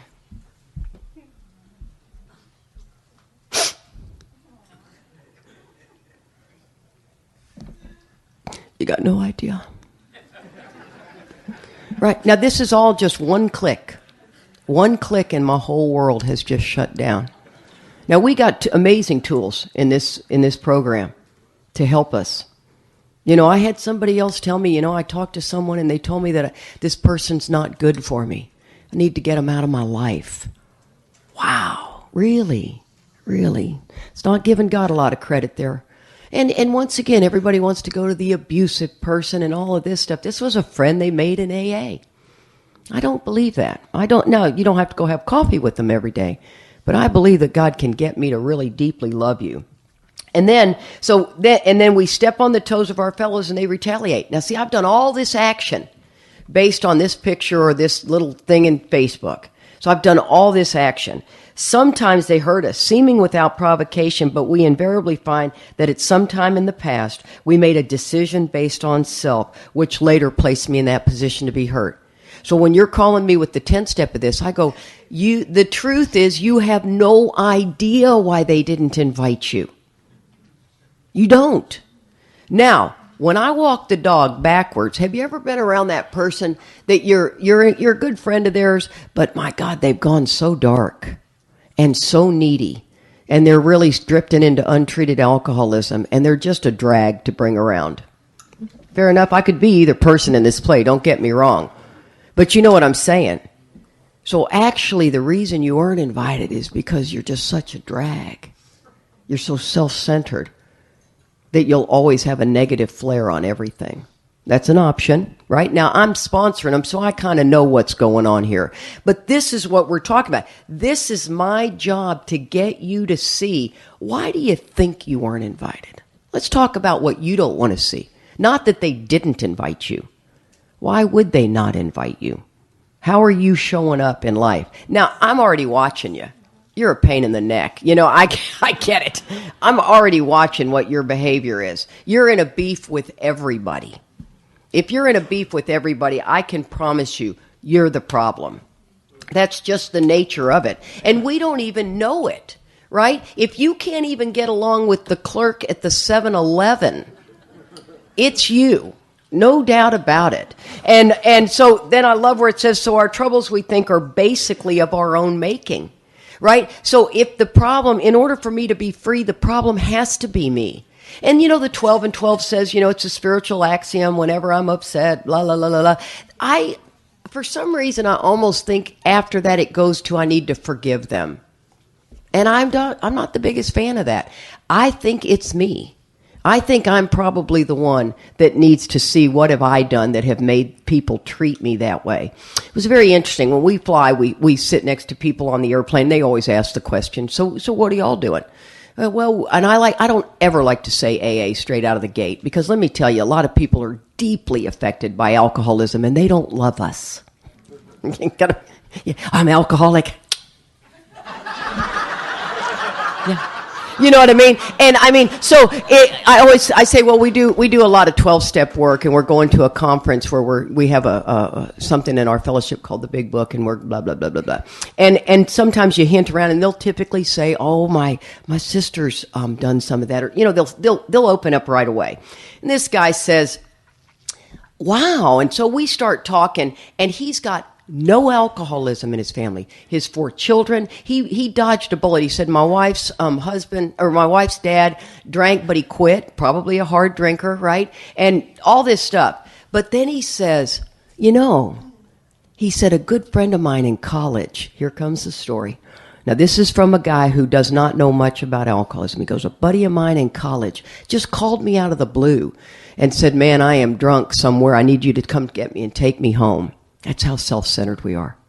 Please come into my screwed up world. I might throw up in your car too, okay? But, if you could just come give me a ride. And so he takes him to, the guy to his house, and the wife opens the door and goes, absolutely not, which I admire. She's clearly working an Al-Anon program. Absolutely not. He's not coming in this home. And the guy looks at him, the guy's wife, and goes, what do you want me to do with him? She goes, there's an AA meeting that's starting in 30 minutes down the street. And so this guy, who doesn't know anything about alcoholism, loads the drunk back in the car, drives him to the AA meeting, and he goes, I watched exactly what you guys are saying. He goes, these guys just came right at him, and I walked into the meeting with him, and I sat there, and he goes, you guys are amazing. He says, your stories are so unbelievable. It was very cool to hear his perspective on that. Of course, become close friends with me, and I'll chew you up and spit you out, and you may have a different attitude on that a little later, but, and I'm not, that's all tongue-in-cheek, but so he said that the guy got rowdy in the meeting. Shocking. Yeah. I always love to watch people when a drunk comes in the room. The ones that are shocked, they're the ones I need to pull aside and go, let me tell you, this is where he is welcome. He's welcome in this room. Get a decent AA meeting going, and next thing you know, drunks are showing up. Yeah. So he said the guy got so rowdy, and he said he was so embarrassed that the guy was getting rowdy, right? Because he doesn't get it. He said he pulled him aside, and the guys that were around him, pulled our guy on the plane aside, and the guy said, what am I going to do with him? What should I do? And they said, drop him off at the 7-Eleven. Now, we know that that's the thing to do. And this guy was like, I couldn't do that.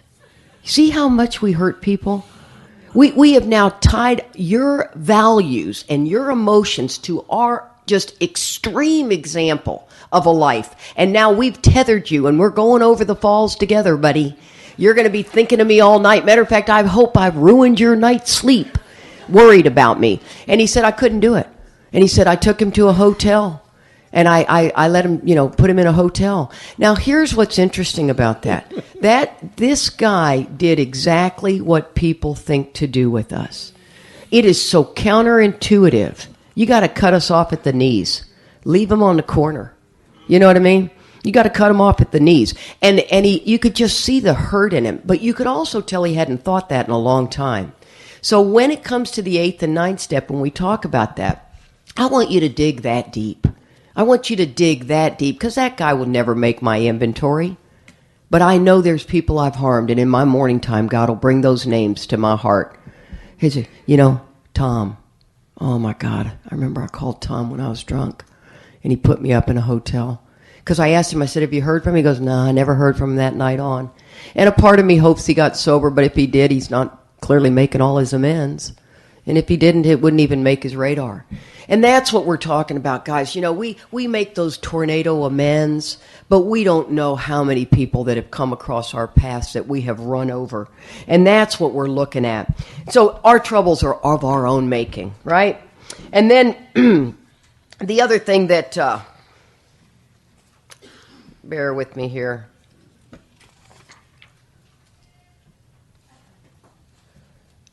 You know what, Charlie? I think I'm going right into the Into what? Fourth step. No. Okay, I'm coming back. Don't jump in. Okay, you're gonna wish I did, but you witnessed it. We've done what we do. I know. Well, you do that. I'll do it right now.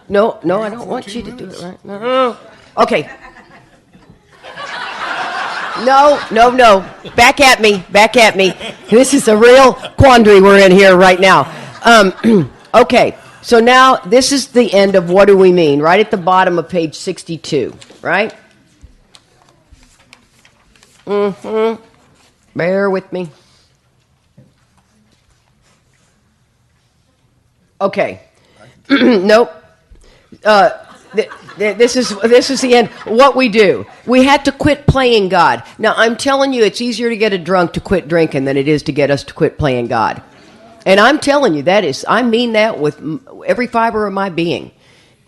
After about 90 days, now this may not have been your experience, but it's the majority of AA. I mean, like I said, Polly, I think you could write a book on sponsorship. I could write a book on sponsorship. You sponsor half the country, you get a pretty good beat on the alcoholic, right? You sponsor 4 or 5, you got a smaller world that you're seeing. On the big picture, most of us, the obsession to quit drinking, the obsession is gone in 90 days. Most of us. And then from that point on, our work is to get you to quit playing God. And that's tough. And so, because I know what everybody needs. I know who's going to stay sober, who's not, all that stuff. And it says in there it didn't work. These are all management decisions. And then next, we decided, and here's the decision, and the prayer is the reiteration of the stuff we've just covered, that hereafter in this drama of life, God was going to be our director. Now, I love that. Because here's the deal. My job's important. Money scares the crap out of me. My kids scare the crap out of me. My marriage scares the crap out of me. My health. All these things scare me when they're disturbed, right? Hurt, threatened, or interfered with. They're all problematic. And I want to solve them. I want to go right into self. And what I don't understand is I have no idea what God's take is on this. If I don't get deeper and deeper and unblocked, then I don't know where to go. Well, I had a sponsee one time lost her job, and I mean, it was a big deal. I mean, she had a family and a lot. They needed their income badly. Now, I know she's smart as a whip. She's a value anywhere she goes, as you are. Unless you're lazy. If you're lazy, you do have big problems. Okay, let me just tell you that. You got to know what dog you're walking. You know what I mean? And if you're lazy, that's a big problem. And so she's not. This is a go-getter. She does it all. And so I knew that she'd find another job quickly. And I told her, I said, let's do this. Why don't you put 2 applications a day in? And we all know that takes an hour. It doesn't take all day. That means you're binge watching a little Netflix and clicking on the computer and a little Netflix, clicking on it. And I said, and then I want you to go down to the drunk tank and go we have a place called NA24, open 24 hours. You can go in there and sit with the drunks, and they're down and out drunks. I go down there and help them, and do not talk about your job. Don't talk about any of that. 3 days she did this. And I love when somebody follows that direction, because it says nothing so much will ensure immunity from alcohol as intense work with other alcoholics. It works when everything else fails. I mean, you got to go sit knee to knee with the drunk. You're going to get a moment of relief from your worries. Now, when you leave, it'll start to come back. Don't get me wrong, but you're going to get some relief. And in 3 days, not only did she get a job, she got this amazing job. And then Now she owns the company that she got the job at. Yeah, 6 years later. Multi-million-dollar company, I might add. And you know why? Because I knew she had it. She just couldn't see it. Now, like I said, if you're lazy, we got big problems. Because lazy people, everybody sees you're lazy, right? And if laziness is a defect of yours, it's going to be a lot of work to get you up to where people go, that's my employee. That's who I want. Right? You may interview well, but you don't show up well. And that's fine. We know what we're working on. We know that we're going to have to ask God to help you with this. But like Mark used to say, he goes, God gave me a lot that I get to do on my own, like set my alarm, get my butt out of bed. You know, he goes, God doesn't do that. I do that. Get up, get going, move on. And so then it says, that hereafter in the drama of life, God was going to be our director. He is the principal. We are his agents. Now, I got a dear friend of mine who just does not like this next line that I say, and we go toe-to-toe on it, but I like it. Empowered to act on his behalf. See, I'm God's agent. I must have a message of depth and weight in order to bring to you. That is what God has asked me to be, that person. If I don't know the book very well and you're asking me to treat your fatal illness, I better get in here and understand how to treat it. You kind of with me on that one? Now, see, for the longest time I didn't, and I don't look back at that and go, oh, I just go, wow, how do you know what you don't know? I really believed I helped people the best I could. But today, I've got a message of depth and weight, and I have grown in understanding and effectiveness. I may look like the kind of girl who's tough to bring a problem to, but I mean, I can really have tremendous compassion at the same time. You can tell that if I'm really digging deep with you, it just shows you how much I love you. If I'm not interested in you, I'm not interested in you. You'll know that too. And that's just, that's, once again, that your personality and the way you've brought yourself is not somebody who really looks like they want my help. See, I'm not a big fan of the term firing sponsor. As a matter of fact, that's another one. My part and fire, I wish those were gone. To me, I'm no longer effective. And if I was never hired, so why in the world would I be fired? But I always tell people, look, I'm just no longer effective. And I got to tell you, only have I done that twice to two people. And the problem is both of them I got too involved with. Not on any part of theirs. I just got too involved. One of them had small children. Oh, makes me crazy when I see those kids, being so neglected. And that was a difficult one for me, and I'd lost my shit with her one time on the phone, and it was not pretty. And then I heard myself, and I swear I looked crazy. First I screamed, then I went to an apology, then I screamed again, and then I went to some sort of cynical thing. I went, I called my sponsor right away. I went, I can't do this anymore. I am way too knee-deep in this. And it was so sad, and she ended up calling me back, and both of them have asked me again to sponsor. I'm like, no.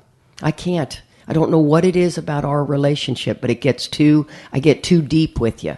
And it's sad. I hate that. But it talks about growing in understanding and effectiveness. And then it says when we sincerely took such a position, what position? That we're going to quit playing God. Sincerely. That's every day, guys. You don't take that and do it. That's every day. We've got a narrow life to this given moment. Do you believe that this moment, who you're sitting next to, was divinely inspired? Do you believe that or not? That's a fair question to ask. Because I'm telling you, I can tell you that that's happened, exactly what's happened. God has when you go get coffee, the person standing there with coffee next to you, divinely inspired. What you're hearing right now, divinely inspired. I believe that 100%. Who pulls up next to you at a red light? Divinely inspired. But we don't look at that. We've gotten so lost in our phones that we're on our phones so much of the downtime. We do so many things that block us from the sunlight of the Spirit that are simple. We don't even see that, binge watching Netflix, playing a quick game of solitaire, Candy Crush. We do anything to distract ourselves. And then we get frustrated that we don't hear the still, quiet voice. So we only break it down to this day, period. I can do anything for this day. So when you get up in the morning, I don't care if you don't have time to do prayer and meditation. I really don't. Sit at your work for 3 minutes in the parking lot. Read a quick piece of spiritual literature and ask God to put, just a paragraph, ask God to put in your path today the direction he wants you to go. And you stay awake and aware to that throughout the day. And all of a sudden you walk into the office, you go to get a cup of coffee, here comes the person you don't like. That's not unusual for our group. And then you look at them and you go, hey, Mary, that is a pretty dress. Doesn't matter if it's pretty or not. Just say something nice. Just try to be kind. It's not going to, if you're waiting to be kind, it doesn't work that way. You have to just say something nice and don't be all, then go off and your shoes too and your hair and just kind of just trying to break the ice here. You know what I mean? Or you could say to her, hey, you want, hand her your coffee that you just poured. There's so many things. And then do that and observe that throughout your day. Now, I'm giving you back your 7 minutes. Boom. Mm-hmm. I know. That's a big deal. Okay, nice job, Kay. Thank you. All right. Is this thing still good? Okay. I want to hit this last piece. Now, remember, over on 60, it said just what do we mean by that and just what do we do? And we talk about what we mean on the rest of 60, the whole page of 61, and down to the bottom of 62. And then it switches over to what we do. After we've established selfishness, self-centeredness. When we talk about selfishness and self-centeredness, the new guy nods his head like he knows what we're talking about. He doesn't know what we're talking about because at 33 years, 32 and almost 32 years and 11 and a half months, I'm still shocked by the level of selfishness that I carry around. So when we're talking to the new guy, the book is going to lay it out for us like that, but it says when it switches over to what we do, it says this is the how and why of it. Now this is what I call the deal. This is the deal in the third step, is that I'm going to quit playing God. And why would I do that? Well, it says it didn't work. If you running a show is working out real good, rock on, right? There's no reason, you don't even have to come to our stupid meetings anymore. You can just, but if you're in jackpot after jackpot, see, the problem was, and I'll talk about this more when we get into the fourth step. I'm not going to go into that, but it says it didn't next. It's funny. I was out in Utah one time, and I was doing a men's retreat, and we're sitting around with some guys at a round table like this, and the taper was sitting over here, and somehow my talk and Katie's talk have a lot in common. Both of us talk a lot about Katie, and so I'm sitting over there, and somehow Katie's name comes up, and this guy, the taper, gets up from behind his table, and he comes around and he goes, this guy's wife did a 1-hour talk on the third step one time and never even got to the third step prayer. And I remember thinking, well, we do that all the time. But if your whole experience with the third step is the third step prayer, I was doing a third step workshop out in Arizona one time, and this guy with 38 years, he's down from Alaska. He goes, how do you do a workshop on a third step? And he goes, what do you mean? I said, what do you mean? And he goes, well, I mean, what is there other than like the third step? Like he meant the third step prayer. So then what do you do for the next 55 minutes? And I said, I really hope you come, because we're gonna expand that out a little bit, because now the deal we're making in the third step is that I'm going to quit playing God. I am no longer in management, and there's a military term of that's above my pay grade. It's amazing how many decisions are above my pay grade. It's like that is a management level decision, and I am no longer in management. It's really counterintuitive, but it says next we decided. Now, here's the third step decision is right here at the bottom of 62 that hereafter in this drama of life, God's going to be our director, and He gives us 3 ways. He is the director. We are His. He is the principal, we are His agents. He is the Father, we are His children. And it says most good ideas are simple. And this concept, what concept? The concept that I am no longer in charge, that I am out of management. This concept was the keystone of the new and triumphant arch through which we pass to freedom. When we get to the top of 63, it says, when we sincerely took such a position. What position? Well, the position that God's in charge, and that suits me just fine, because it's killing me running this thing, but it's, this new position is that God's in charge. When we sincerely took such a position, all sorts of remarkable things happen. Now, over on 46, you don't have to turn to it, but there's a thing where it says, we find that God doesn't make too hard terms for those who seek him. Well, here's the terms of the third step. Remember, the deal is that I'm no longer running a show. I'm no longer in management, but the terms of the deal are really simple and they're really powerful. It says, we had a new employer being all power. I thought that was my phone for a minute, and I never heard it make that noise. It says we had a new employer being all powerful. Here's God's side of the new deal. It says being all powerful, he provides what we needed. That's God's job. Under two conditions. If we stay close to him and perform his work well. So the deal in the third step is God will take care of what I need if I stay close to him and perform his work well. And the crazy thing is, from here on out, there ain't nothing else. Everything we do from here on out is about one of those two things. It's either about staying close to him or performing his work well.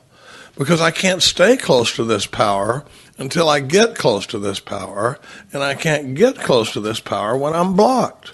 So what we're going to do in 4 through 9 is remove what's blocking me from this power that I've just made this deal with. Is my only shot. But he'll provide what I need if I stay close to him and perform his work well. Then comes the third step, promises. It says, established on such a footing, which means the same thing as basis. I'm a little obsessed with that basis thing, but it says we became less and less interested in ourselves, our little plans and designs.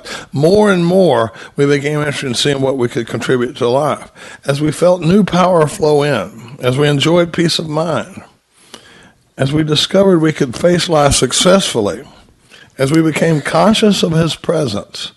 We're going to talk about consciousness some too. It turns out that the book's not trying to move me to a faith in God or a belief in God as much as a consciousness of God. It's not like when I did the third step prayer, God picked his game up a little bit. It wasn't like God was sitting there with a newspaper and a cigarette going, oh, wait, sorry, I didn't see it. I didn't know you were coming. Hold on just a minute. It's like, it's my consciousness of God that's going to become increased here.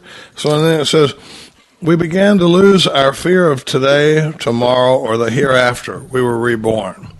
Then comes the third step prayer, and I think we ought to do it together, and then we'll take a little break. Y'all ready? It's in the middle of page 6. Now, when I do a third step prayer with a guy, I've spent about an hour and 15 minutes laying out pages 60, 61, 62, and 63. And believe me, we're not done with those. We're going to be going back to those pages as we move through the inventory process and stuff like that. Then I do a third step prayer with them. I mean, they do a third step prayer, and then I do a third step prayer with them. And sometimes I think I feel it more than the guy I'm doing it with. But let's all do it together here now. Many of us said to our Maker, as we understood him, God, I offer myself to thee, to build with me and to do with me as you will. Take away that I may better do thy will. Take away my difficulties, that victory over them would bear witness to those I would help of thy power, thy love, and thy way of life. May I do thy will always. 15 minutes. It says we thought well before taking this step, and we're going to go, and then we're going to go into what comes next, but we're going to take a 15-minute break, and then we're going to roll into steps 4 through 9.